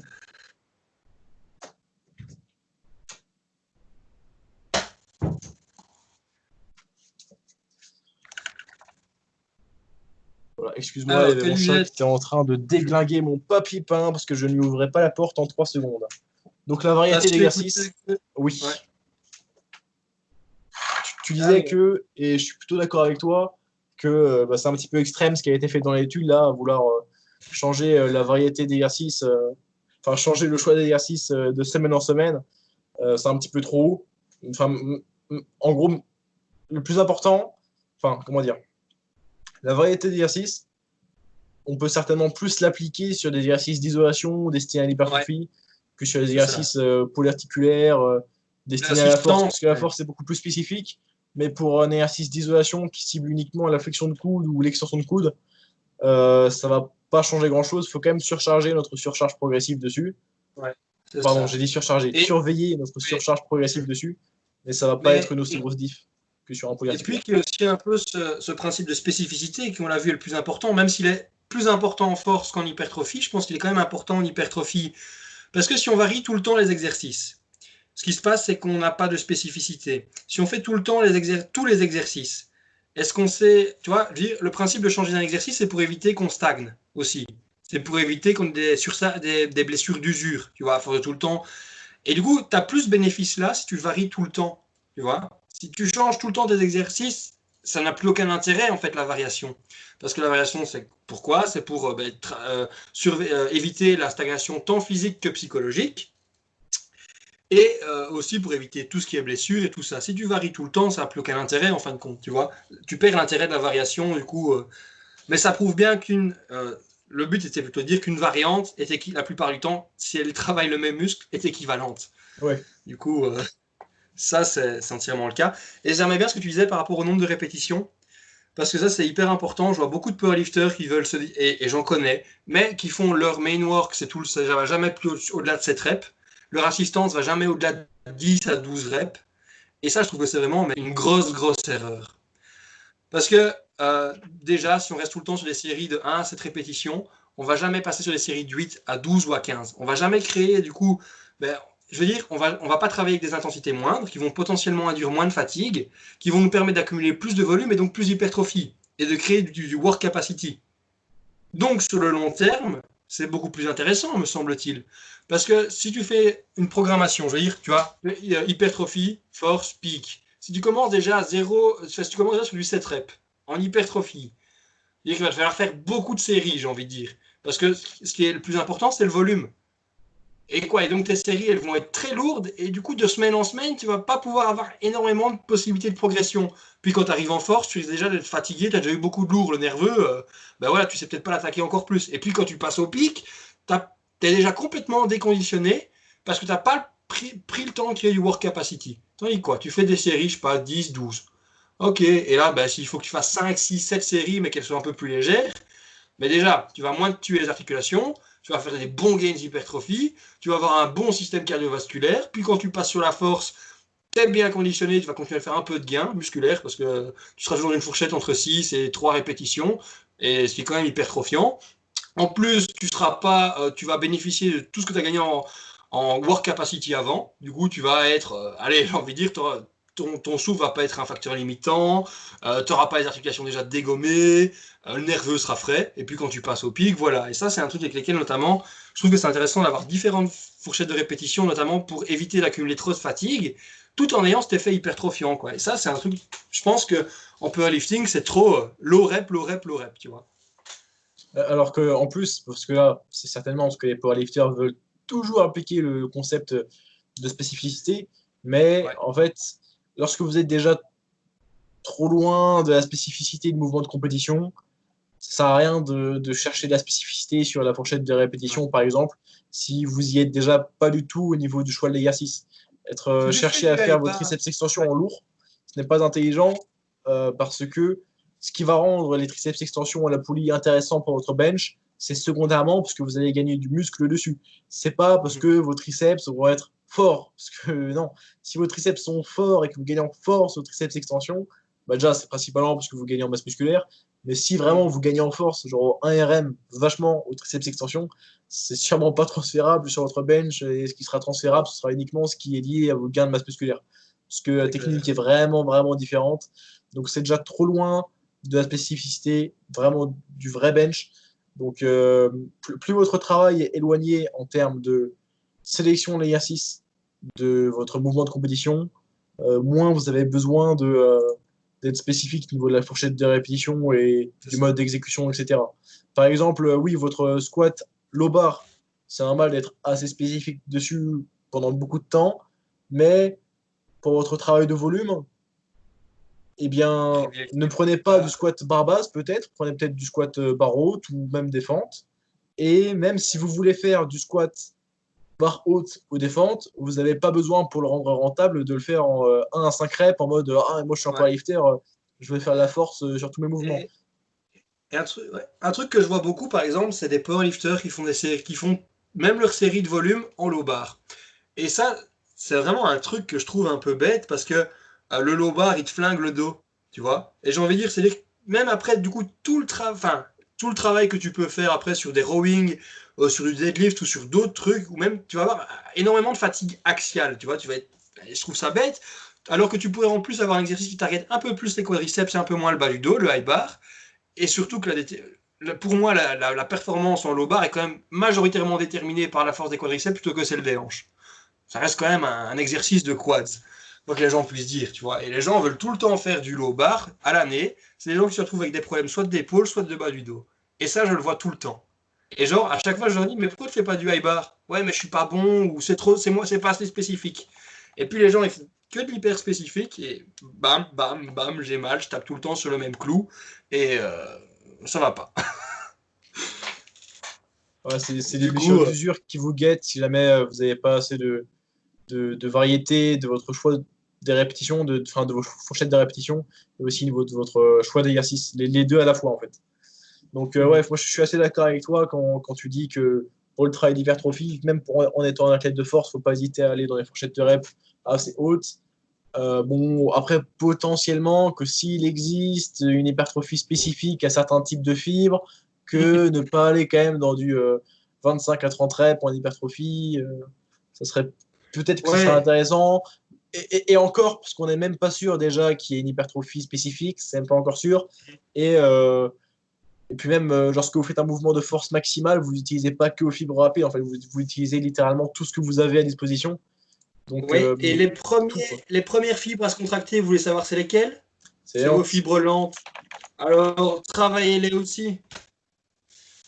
Ouais, ouais, C'est ce qui fait que vous arrivez à l'échec sur une série et que la vélocité décroît, c'est qu'au début, surtout sur les intensités moyennes ou basses, vous avez d'abord une utilisation de vos fibres lentes, et au fur et à mesure que l'intensité absolue, donc la charge sur votre barre, ou l'intensité relative, donc que vous progressez dans votre série, progresse, et vous allez progressivement, au fur et à mesure, j'ai beaucoup dit le mot progresser, utiliser davantage de fibres rapides, tandis que vos fibres lentes se fatiguent en fait, pour finir par utiliser l'intégralité de vos fibres musculaires lorsque vous arrivez sur une série à l'échec. Parce que lorsque vous êtes à l'échec, c'est que tout est mort en fait. Même si vous ouais. aviez une intensité assez basse, eh bien, vos fibres lentes se sont fatiguées, ce qui a fait que vous avez dû réquisitionner les fibres rapides et qu'au final, les fibres rapides aussi se sont fatiguées. Et c'est pour ça que pour l'hypertrophie, théoriquement, hein, sur le papier, des fourchettes de 5 à 30 reps, ça fonctionne. Bon, après, je vous recommande pas de passer beaucoup de temps à faire des fourchettes de 20 à 30, parce que c'est franchement casse-couille, c'est franchement dur psychologiquement, et Et c'est long, l'entraînement est long. Parce c'est long. il faut récupérer, tu vois, il faut récupérer. C'est assez chiant, quoi, comme tu le dis. Et puis, le plus principal, c'est près de l'échec, c'est ce qu'on disait un peu plus tôt, donc entre 0 et 4 répétitions de l'échec. C'est vraiment la fourchette idéale. Du coup, on commence RIR4 ou RPE6 dans un cycle et on va tout ça jusque RIR1 ou 0, RPE 9 ou 10, quoi. Ça, Ouais, parce que si vous commencez trop proche de l'échec, en fait, et vous allez. Parce qu'en fait, dans tous les cycles d'entraînement, hein, après que vous soyez le parfait débutant et que vous surchargiez vraiment lentement, votre surcharge progressive volontaire de en mode oh, tiens, je rajoute 2,5 kg au squat, c'est beaucoup plus rapide que le progrès que vous faites. ouais. Donc vous allez toujours être rattrapé par le fait que vous rajoutez trop de kilos sur la barre par rapport au progrès que vous avez fait, les gains que vous avez construits d'une semaine sur l'autre. Donc c'est pour ça que forcément vous arrivez à un plateau parce que vous surchargez au-dessus de vos capacités, des gains que vous avez fait, donc de 1. Et de 2, ça arrive parce que vous avez commencé trop haut. En fait, si vous commencez à 2 RIR et que vous rajoutez une rep par semaine, et même si sur 2-3 semaines d'entraînement, vous avez progressé et que vous êtes capable de faire une répétition de plus par série, ça ne va pas faire l'affaire et au bout de 3-4 semaines, vous n'allez plus pouvoir surcharger. Mais Ah oui, surtout, il y a et aussi je beaucoup de disais, fatigue. quand je disais que le 5-30 reps fonctionnait pour l'hypertrophie, ce qui est intéressant de noter aussi, je n'ai parlé de ma vidéo sur les myo-reps la dernière, c'est que les 5 dernières répétitions de votre série, elles sont assez similaires. Si toutes vos séries sont menées à l'échec, et votre 5 RM, il ressemble au niveau vélocité des répétitions aux 5 Mhm. dernières reps de votre 15 RM, 20 RM, 25 RM. C'est parce que vous atteignez le même niveau de fatigue Mhm. des fibres rapides, parce que même sur une série longue, c'est les fibres rapides qui vont finir par cramer à la fin du fait de la fatigue des fibres lentes dans un premier temps. Donc c'est pour ça que c'est assez similaire les quelques dernières répétitions de peu importe la fourchette de reps.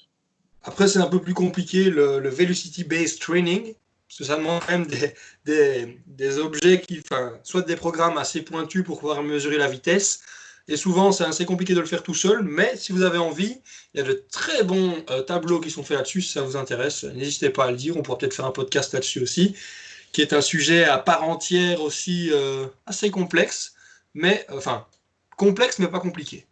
Ouais, mais très Voilà, intéressant. c'est Et ça. alors, je n'applique pas ça avec mes clients parce que c'est très compliqué.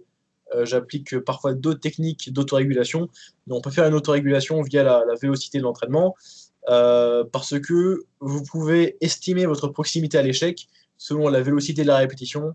Parce que, en fait, progressivement, que vous vous rapprochez de l'échec, en fait, l'échec, c'est quand la vélocité elle est nulle ou négative en fait. Vous descendez quoi. Ouais. Et ce qui se passe dans votre série, c'est qu'au début, vous êtes très explosif sur, disons, les 5 premières répétitions, c'est un 10-15 RM. Progressivement, la vélocité baisse et le velocity stop, ça vous dit que lorsque votre barre est monte à moins de, disons, 80 cm par seconde au squat, bah, ça vous demande d'arrêter la série, c'est parce que vous êtes à un certain RIR. Et c'est assez proche en fait. Un certain RIR va avec une certaine vélocité de la barre. Ouais. Donc, bien sûr, ça dépend de l'exercice. Et le seul problème aussi, c'est qu'en fait, c'est hyper individuel. Parce que certains athlètes savent grind, certains athlètes ne savent pas grinder. Ça va aussi, et ça va être aussi déterminé par votre composition, votre typologie musculaire. Vous êtes plutôt quelqu'un qui a beaucoup de fibres lentes. A priori, ben, vous serez peut-être un peu plus endurant, vous pourrez peut-être être un peu moins explosif sur vos séries, tandis que vous aurez beaucoup plus de fibres rapides, ben, vous aurez besoin de vitesse, enfin, ça dépend de plein de facteurs. Et du coup, vous devez collecter les données par rapport à vous sur suffisamment de temps pour pouvoir utiliser ça après. C'est juste ça la partie qui est un peu plus laborieuse. Il y a des tableaux qui existent avec des valeurs moyennes. Ça peut être un bon point de départ, mais il ne faut pas s'arrêter là parce qu'en fait c'est hyper individuel. Du coup, ça c'est juste le petit truc quoi. Mais de toute façon, si vous vous connaissez, après, enfin, c'est bien de filmer vos séries parfois, mais Ouais. vous le ressentez. Et si vous ne le ressentez pas, filmez-vous et vous voyez sur vos répétitions en rétrospective. Vous vous dites, ah bah là, en fait, j'avais encore pas mal de vitesse sur ma répétition, j'aurais pu en faire une de plus. Ah là, c'est là, il a clairement ralenti, j'étais clairement dans le rouge, j'aurais pas dû la faire, par exemple. C'est comme ça que vous Ouais. recueillez des données. Moi, c'est comme ça que je note mes RPE, notamment quand j'ai un set qui est un peu plus gros. Je regarde déjà, et ça, en fait, ça m'aide vraiment. Et j'ai remarqué que j'étais plus précis, parce que souvent, ça paraît plus difficile quand c'est sur le dos, on a l'impression que ça a bougé plus lentement. Et puis, quand on voit la vidéo, on se dit, eh ben, en fait, ça n'a même pas ralenti par rapport à la répétition précédente, ou ça a même parfois été plus vite. Et du coup, c'est hyper intéressant de se filmer. Je pense que quand on utilise des RIR, c'est un peu moins important, parce que là, c'est vraiment l'échec qui va vraiment être déterminant. Du coup, c'est plutôt le fait de se dire jusqu'où on peut pousser. Mais je veux dire, avec des RPE où tu as un peu cette notion de vitesse, je pense que c'est vraiment intéressant de se filmer un maximum. Genre, je filme, j'essaie de filmer tous mes top 7, après ça me permet de regarder la technique, et surtout ben, la vitesse et de m'aider à noter le RPE. Ça, c'est un truc, je pense il faut avoir, tu donnes une idée, ok, est-ce que c'était un 6,5 ou un 7, puis tu vois la vidéo, tu dis, bah ok, c'était un 7, ou alors, bah non, c'était plutôt un 6,5, quoi. Ça te permet de trancher si tu as un doute, et puis parfois de te dire, bah ok, c'était un 7, bah en fait, ça ressemble à un 6. Et il faut aussi pouvoir se comparer avec d'autres vidéos où tu avais dit, ah bah tiens, ça c'était un 6, et voilà quoi. Alors, Ça, c'est vrai que c'est également, une super bonne idée. c'est très intéressant l'entraînement, enfin, entraînement en régulation basé sur la vélocité. Cependant, dans des études qui nous montrent qu'on peut accumuler plus de volume sur X séries lorsqu'on s'arrête à un certain velocity stop. Donc, du coup, c'est comme si on vous demandait de garder plus de reps en réserve théoriquement que dans l'autre cas où est-ce que vous irez peut-être à Ouais. l'échec. Faut faire attention parce que si les participants savent que leur vélocité est mesurée, ils vont avoir tendance à volontairement vraiment s'engager, à avoir une Ouais. belle vitesse de phase concentrique. Et ça peut leur permettre de faire plus de répétitions par contre. Donc c'est un petit caveat, comme dirait en anglais. Ouais. C'est un petit bémol, il faut faire attention. Il y a aussi ce petit effet-là qui joue, mais bah, on peut nous-mêmes appliquer cet effet-là, et puis c'est bénéfique aussi au final. Mais il faut Ouais. faire attention parfois quand on a l'impression que c'est carrément incroyable l'entraînement basé sur la vélocité dans certaines études, lorsqu'il y a un groupe que l'on base, parce que l'on dit vraiment faites vos Sur phases le excentriques le RPE plus et rapidement un possible, autre. et l'autre groupe on n'en dit rien. En fait, un meilleur design d'étude, c'est quand même de dire aux deux groupes d'avoir des phases excentriques, pardon, des phases concentriques Et plus rapide. explosives. Et oui, bien sûr, il y a un groupe qu'on stoppe, et oui, bien sûr, il y a un groupe où on lui demande d'aller à l'échec, mais le fait d'avoir des phases concentriques plus rapides, ça va au final leur faire plus de répétitions parce que bah, ils seront moins fatigués par unité de Ouais. répétition, donc plus de Ouais, reps. c'est ça, c'est en fait un peu la volonté qu'ils vont mettre sur chaque répétition, de se dire, bah voilà, c'est comme si vous, vous demandez de bouger le plus rapidement possible je sais pas, votre 70%, plus vous allez le bouger rapidement, plus vous allez dire, bah c'était léger en fin de compte. Enfin, c'est vraiment, imaginez ça comme ça, et voilà. Mais on va peut-être un petit peu revenir à dire, c'est vrai que le Velocity Based Training est un peu moins utilisé pour l'hypertrophie, un peu plus souvent pour la force. Pas pour autant qu'il n'est pas utilisé dans le cas de l'hypertrophie, mais c'est compliqué parce qu'il faut mesurer chaque répétition, enfin chaque série, toutes les séries. Ça, c'est peut-être pas la- l'aspect le plus marrant de l'entraînement, mais Et puis même pourquoi pas. pour l'hypertrophie, c'est certainement plus important d'aller proche de l'échec que pour la force. Donc, ça pose beaucoup moins de soucis d'aller à l'échec ou proche de l'échec sur du travail d'hypertrophie que sur le travail de force. Donc, c'est aussi pour ça que c'est un petit peu moins utilisé. Et puis, même la sélection d'exercices, ça peut être chiant de calculer la vélocité d'un cœur, alors que sur un bar, sur un squat, on peut calculer avec la barre, on peut placer des goniomètres et mesurer facilement la vélocité de la montée de la barre. C'est clair. Du coup, pour en revenir un petit peu. Allez, qu'est-ce que tu as mesuré vraiment là? Je sais que tu as parlé de corrélation un petit peu dans ton introduction. Ouais. Allez, si tu devais dire, allez, quel est le déterminant, allez, de manière arbitraire, je veux dire par l'importance de la masse musculaire dans l'expression. Attends, ça a coupé un petit peu, mais je pense que j'ai compris quand même la question. Tu te me demandais quel est à peu près en pourcentage le rôle de la masse musculaire sur la performance de force. Ok, donc déjà ça dépend beaucoup du niveau et plus vous allez progresser, plus ça va être important. Ok, chez les débutants, ça va quasiment être rien du tout, mais plus vous allez être avancé, plus ça va être votre principal levier de progression. Mais au global, tout niveau confondu, en connaissant la masse musculaire d'un individu, on peut deviner à 50 à 60%, peut-être même plus, ses performances de force. Et ensuite, ça va être à peut-être 10 à 20% les adaptations architecturales et le reste pour arriver jusqu'à 100 sera les autres adaptations. Plus vous êtes avancé, plus ça va être important. Ouais. Et là, j'ai sorti mon mémoire, j'ai quelques données sur ça.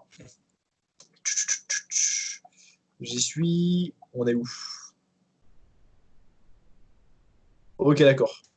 Alors, par exemple, dans une étude qui en fait était faite de base pour calculer l'impact, le rôle, pour déterminer si certains types de périodisation étaient meilleurs que d'autres. Donc, il n'y avait pas de périodisation, une périodisation ondulatoire, une périodisation phase de volume puis d'intensité. Bref, peu importe. En fait, ce qui nous intéresse, c'est quand même les résultats de gain de masse musculaire et de performance. On avait donc environ 26 à 28% d'augmentation du 1RM du squat et 12 à 16% d'augmentation du bench. Et les gains de masse musculaire étaient uniquement de 3,13% en masse maigre. Okay, donc, ils ont pris 25% sur leur squat, 15% sur leur bench. Et ils ont pris 3% de masse musculaire. Mais ils ont pris très peu des autres types d'adaptations. Et c'était vraiment corrélé les gains de masse musculaire aux gains de performance. Si bien que la corrélation entre le gain de masse maigre et l'augmentation du 1RM au squat était de R est égal à 0,58, ce qui justifie 35% des progrès en squat. Et au bench, c'était un coefficient de R est égal à 0,68, ce qui justifiait 46% des progrès au bench. Mais ce qui est intéressant, c'est que lorsque l'on combine les gains de masse maigre au global et la hausse du 1RM au squat et au développé couché, ça nous donnait un coefficient R de 0,81, ce qui justifiait 65% des progrès sur les deux mouvements combinés. Donc en fait, ce qui est intéressant, c'est que si jamais le gain de masse musculaire vous a pas rendu très fort au squat, ça vous a certainement rendu plus fort au développé couché. Et inversement, c'est pour ça qu'en fait, le coefficient combiné de X gain de masse musculaire vous rend X% plus fort. Il est plus haut lorsqu'on combine les deux mouvements. Donc ce qui est assez intéressant. Donc en fait, vos gains de masse musculaire, donc ça c'était sur une population entraînée de au moins 6 mois. Des gains de masse musculaire de 3% ont augmenté leur squat de 25. Je t'avoue que là, ça bug un petit peu au niveau de la... Ça bug un petit peu au niveau connexion. Oh putain, c'est terrible. Du coup... Attends, je vais essayer de faire court en espérant que ça bug pas. Vas-y. Ok. Des participants entraînés de 6 mois, ok. Ils sont entraînés 6 mois. Ils ont pris en 12 semaines 25% sur leur squat environ, 15% sur leur bench environ, et ils ont pris à peu près 3% de masse musculaire. Leur gain de masse musculaire, je ne vais pas vous donner les coefficients de R, mais plutôt l'explication. Leur gain de masse musculaire justifiait 35% de leur progrès au squat, 46% de leur progrès au développé couché, et 65% de leur progrès sur les deux mouvements combinés. Donc, lorsque tu fais la somme entre le squat et le bench, en fait. Donc, potentiellement, parce que ceux pour qui les gains de masse musculaire ne les ont pas beaucoup aidés au squat, ça les a peut-être plus aidés au développé couché et inversement. C'est pour ça que la corrélation combinée est plus haute. Donc ça, c'était chez les individus uniquement entraînés de 6 mois. Donc, entraînés de 6 mois, vous avez selon le chiffre qu'on prend, 35 à 65% de vos progrès de force qui sont justifiés par les gains de masse musculaire, ici sur une période de 3 mois d'entraînement. Ensuite, si on prend des individus bien plus entraînés, chez des powerlifters d'élite, ok, la corrélation entre la masse musculaire des muscles agonistes d'un certain mouvement, donc les quadris au squat, les triceps et le grand pectoral au développé couché, la corrélation est de R est égal 0,8 à R est égal 0,95 selon le mouvement. Alors en fait, les corrélations, plus c'est proche de 1 ou plus c'est proche de moins 1, plus c'est significatif. Donc une corrélation de 1, ça veut dire que ce facteur seul justifie à 100% les progrès faits. Donc là, une corrélation de 0,8 ou 0,95, c'est quand même énorme. Et lorsque l'on prend en général pour dire qu'il y a un effet, quoi. Oui, mais après, corrélation, ce n'est pas causalité. Et c'est pour ça que j'ai évoqué les corrélations à la fin du mémoire, lorsqu'on a vraiment compris les mécanismes de base. Et donc, on est entre 0,8 et 0,95 par mouvement, par groupe musculaire, donc les quadris au squat, par exemple. Et lorsque l'on prend la masse maigre totale de l'individu et son max sur les 3 RM, donc la somme, en fait, son total, eh bien, la corrélation, elle est de 0,86 à 0,95. Ce qui signifie, en d'autres termes, que la masse musculaire d'un individu expert en powerlifting, ça permet de déterminer 65 à 90% de sa performance en force. Ça justifie 65 à 90% des différences de force entre les individus. Uniquement le facteur masse musculaire. Alors qu'on sait que l'anthropométrie, ça peut aussi beaucoup jouer. Il y a beaucoup d'autres choses entre les individus qui jouent, mais la masse musculaire, c'est super important. J'ai une étude aussi qui avait été faite. Ils avaient pris les powerlifters ils avaient pris les powerlifters dans plusieurs catégories de poids et les avaient passés dans un DEXA scan. Et du coup, ils avaient regardé la composition corporelle et ils avaient vu que systématiquement, ceux qui présentaient le plus de masse musculaire présentaient un plus grand total. Du coup, la somme, c'est assez incroyable de se dire que certains athlètes ne passent pas de temps à développer leur masse musculaire, tu vois. Ils disent la performance à court terme, du coup le fait de tout le temps paraître fort, de tout le temps vouloir pousser lourd, eh ben en fin de compte ça les dessert sur le long terme plutôt que de se dire je développe pendant 10 ans ma masse musculaire et c'est dans 10 ans que je vais être le meilleur powerlifter, tu vois. C'est complètement fou, hein. Et en plus, ça risque un petit peu plus de les blesser. Ouais. En plus, là, je vous ai donné des corrélations. Vas-y. Non, vas-y, toi. Je disais, et c'est vrai que ça va mettre fin à leur carrière de manière précoce. Genre, il y a plein. Je connais un type, c'est un potentiel monstre en soulevé de terre. Mais il ne passait jamais le temps de faire du volume ou de l'hypertrophie. Il a fait un soulevé de terre, il était très fort, il avait la capacité nerveuse de le faire. Ce truc, c'est qu'il n'avait pas la capacité musculaire pour encaisser ce qu'il a soulevé. Il s'est blessé et il ne se soulève plus depuis plus d'un an, enfin quasi un an. Un délice. Et c'est assez dingue parce qu'en fait, et ça il faut le comprendre aussi, c'est que la masse musculaire, qu'est-ce qu'elle a aussi? Être plus musclé, ça vous rendra plus difficile à tuer. Ouais. Parce que on a remarqué que la sarcopénie, du coup la perte de masse musculaire liée à l'âge, c'est un indice de morbidité. Plus vous allez perdre de masse musculaire, plus vous allez perdre en indépendance, autonomie, plus vous avez de chances de crever tôt dans votre vie. C'est pour lui. On prend un accident de bagnole. Tu vas te cracher, boum. Ou quelqu'un vient te renverser avec une bagnole. Mais si tu as de la masse musculaire, tes os sont protégés. Ils vont pouvoir absorber plus de chocs. Ça te sauve la vie. Et puis, on a aussi fait d'autres études. On a aussi fait d'autres études, notamment chez des footballeurs américains, des rugbymen, et on s'est rendu compte qu'une nuque qui était plus musclée, donc plus hypertrophiée, eh ben, ça prévenait de quoi? De toutes les commotions et contusions cérébrales.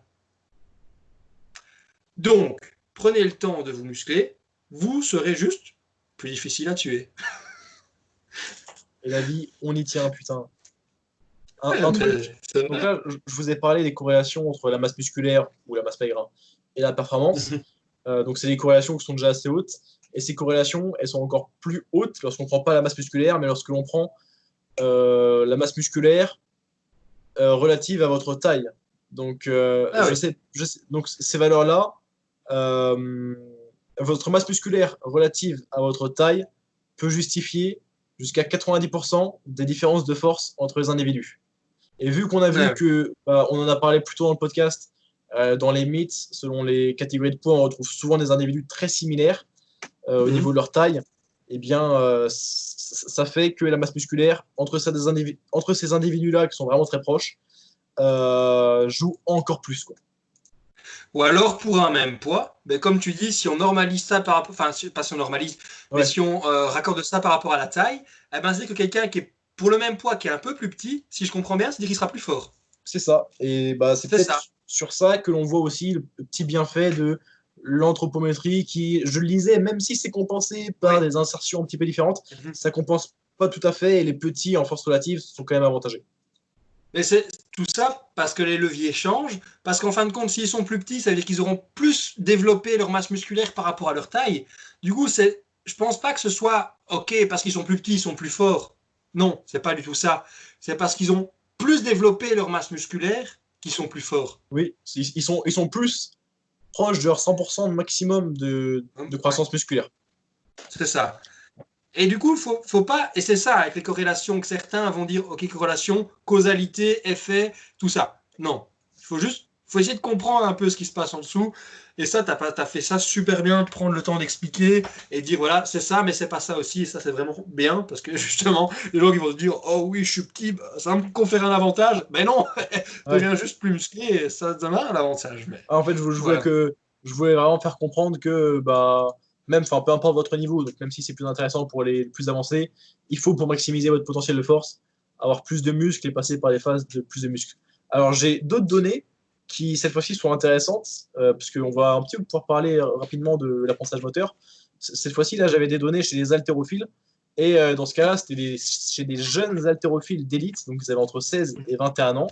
Et chez eux, la corrélation entre leur masse maigre et la force du squat, squat avant, épaulé jeté, arraché, variait entre R est égal 0,836 et R est égal 0,897. Ce qui indique que les différences de masse maigre justifiaient 70 à 80% des différences de performance chez les jeunes haltérophiles de haut niveau. Et c'est intéressant parce qu'on voit que, donc même si on a dit que l'apprentissage moteur, bon, ça allait pendant toute votre carrière, vous allez avoir des gains marginaux à gratter dessus, même chez les individus jeunes. Donc ici, un groupe de 16 à 21 ans, vous avez une grosse corrélation quand même entre votre masse musculaire et votre perf, malgré que vous ayez encore des petits gains à choper en technique, etc. Mais et ça, je tiens à revenir dessus parce que il suffit de, il suffit de faire un bête calcul. Si vous avez plus de masse musculaire, vous êtes a priori plus fort. Vous êtes plus fort, imaginons que vous avez un deadlift à, je sais pas, 280, 300 kg. Que quelqu'un qui aurait un deadlift à 200, 220 kg qui serait moins musclé. Bah, il est plus que certain que la personne qui a un deadlift à 280, 300 kg pourra réaliser un épaulé jeté à 140, 150 kg, même avec peu de technique, ou en tout cas moins de temps d'apprentissage, parce qu'en fait, il y a déjà suffisamment de force. C'est ça que potentiellement un powerlifter pourrait devenir un très très très bon haltérophile. Malheureusement, c'est rarement le cas, parce qu'en fait, l'apprentissage technique, trop de force dessert aussi l'apprentissage technique, parce que pour qu'il y ait des apprentissages techniques, structurels et tout ça, il faudra que vous ayez une grosse intensité, mais ce ne sera pas assez gros par rapport à l'intensité absolue que vous pouvez soulever vu que vous êtes très fort. Du coup, ce n'est pas toujours un bon calcul. Mais ce que je veux dire, c'est du coup, plus vous êtes fort, si en haltérophilie, ben, votre squat vous limite, bah, faites une phase d'hypertrophie, montez votre squat, enfin, faites une phase d'hypertrophie, gagnez de la masse musculaire, augmentez votre squat, revenez à l'haltérophilie. Et là, il y a beaucoup de chances que du coup, vous puissiez améliorer votre total. Et d'expérience, c'est que mon expérience, c'est une étude de cas, c'est le plus bas sur l'échelle des hiérarchies, mais l'an dernier, j'ai commencé l'entraînement plutôt orienté powerlifting et j'ai mis complètement de côté l'haltérophilie. Du coup, je ne me suis pas entraîné dans l'haltérophilie entre mai et novembre. Mon meilleur épaulé jeté avant mai, 135 kg. J'ai retesté mon épaulé jeté en novembre, 140 kg. Je ne m'étais pas entraîné en haltérophilie durant ce temps-là. J'ai juste augmenté mon squat. d'un peu plus de 10 kilos. Et ça a contribué à augmenter mon épaulé jeté. Donc, voilà, je dirais juste j'ai pris du muscle. Pas beaucoup, mais genre j'ai pris 2-3 kilos. Mais j'ai mis quasi 15 kilos sur mon squat. Et du coup, j'ai mis 5 kilos sur mon épaulé jeté, quoi. Ouais. Et ce qui est intéressant, comme tu le dis, c'est que tu gagnes 2-3 kilos de masse musculaire, mais tu gagnes beaucoup plus que 2-3 kilos sur ton squat. Parce que Ouais. quand vous gagnez X% de masse musculaire, vu qu'il y a plein de facteurs qui décuplent le gain de masse musculaire, ça fait que le résultat en gain de force est bien plus conséquent.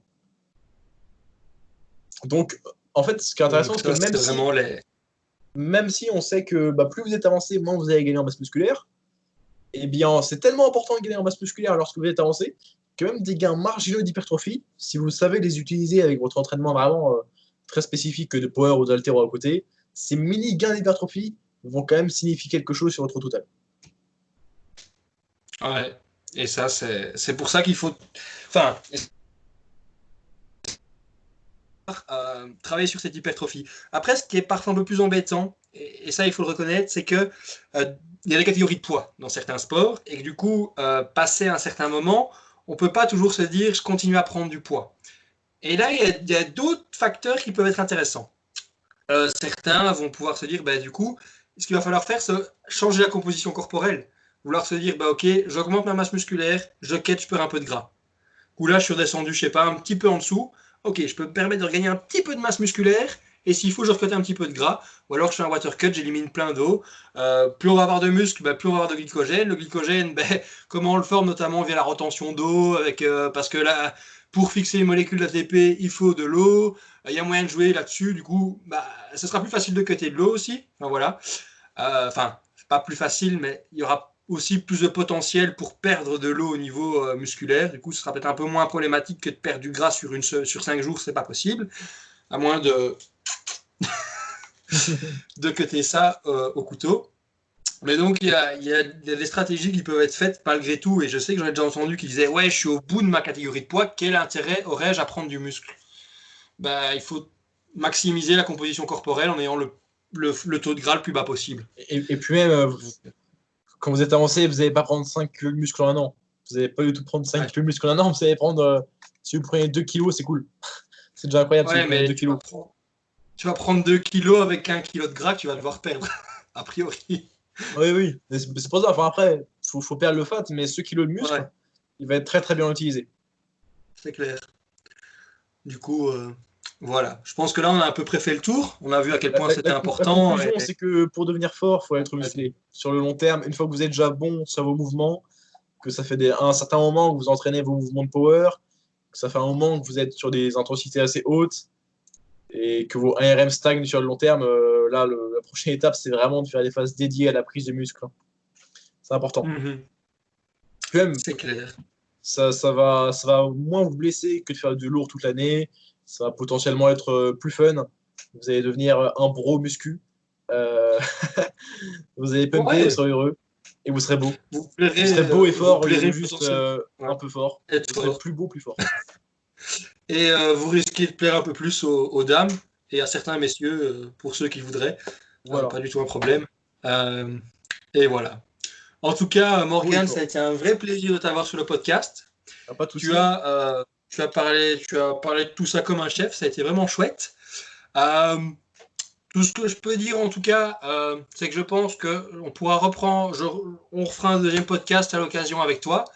On trouvera peut-être un sujet, on en discutera, mais on verra ça. N'hésitez pas si vous avez des questions sur le sujet à les poser en commentaire. Vous pouvez retrouver le lien vers l'Instagram de Morgane dans la description. N'oubliez pas, abonnez-vous, likez la vidéo, partagez, faites tout ce que vous voulez. Et surtout, on se retrouve bientôt pour un nouvel épisode du Smart and Strong podcast. Je ne sais pas quand, mais bientôt. Je traîne un petit peu pour les sortir. Mais voilà, et à bientôt. Salut les gars. À Merci à bientôt. Morgane en tout cas. Pas de souci. Allez, salut.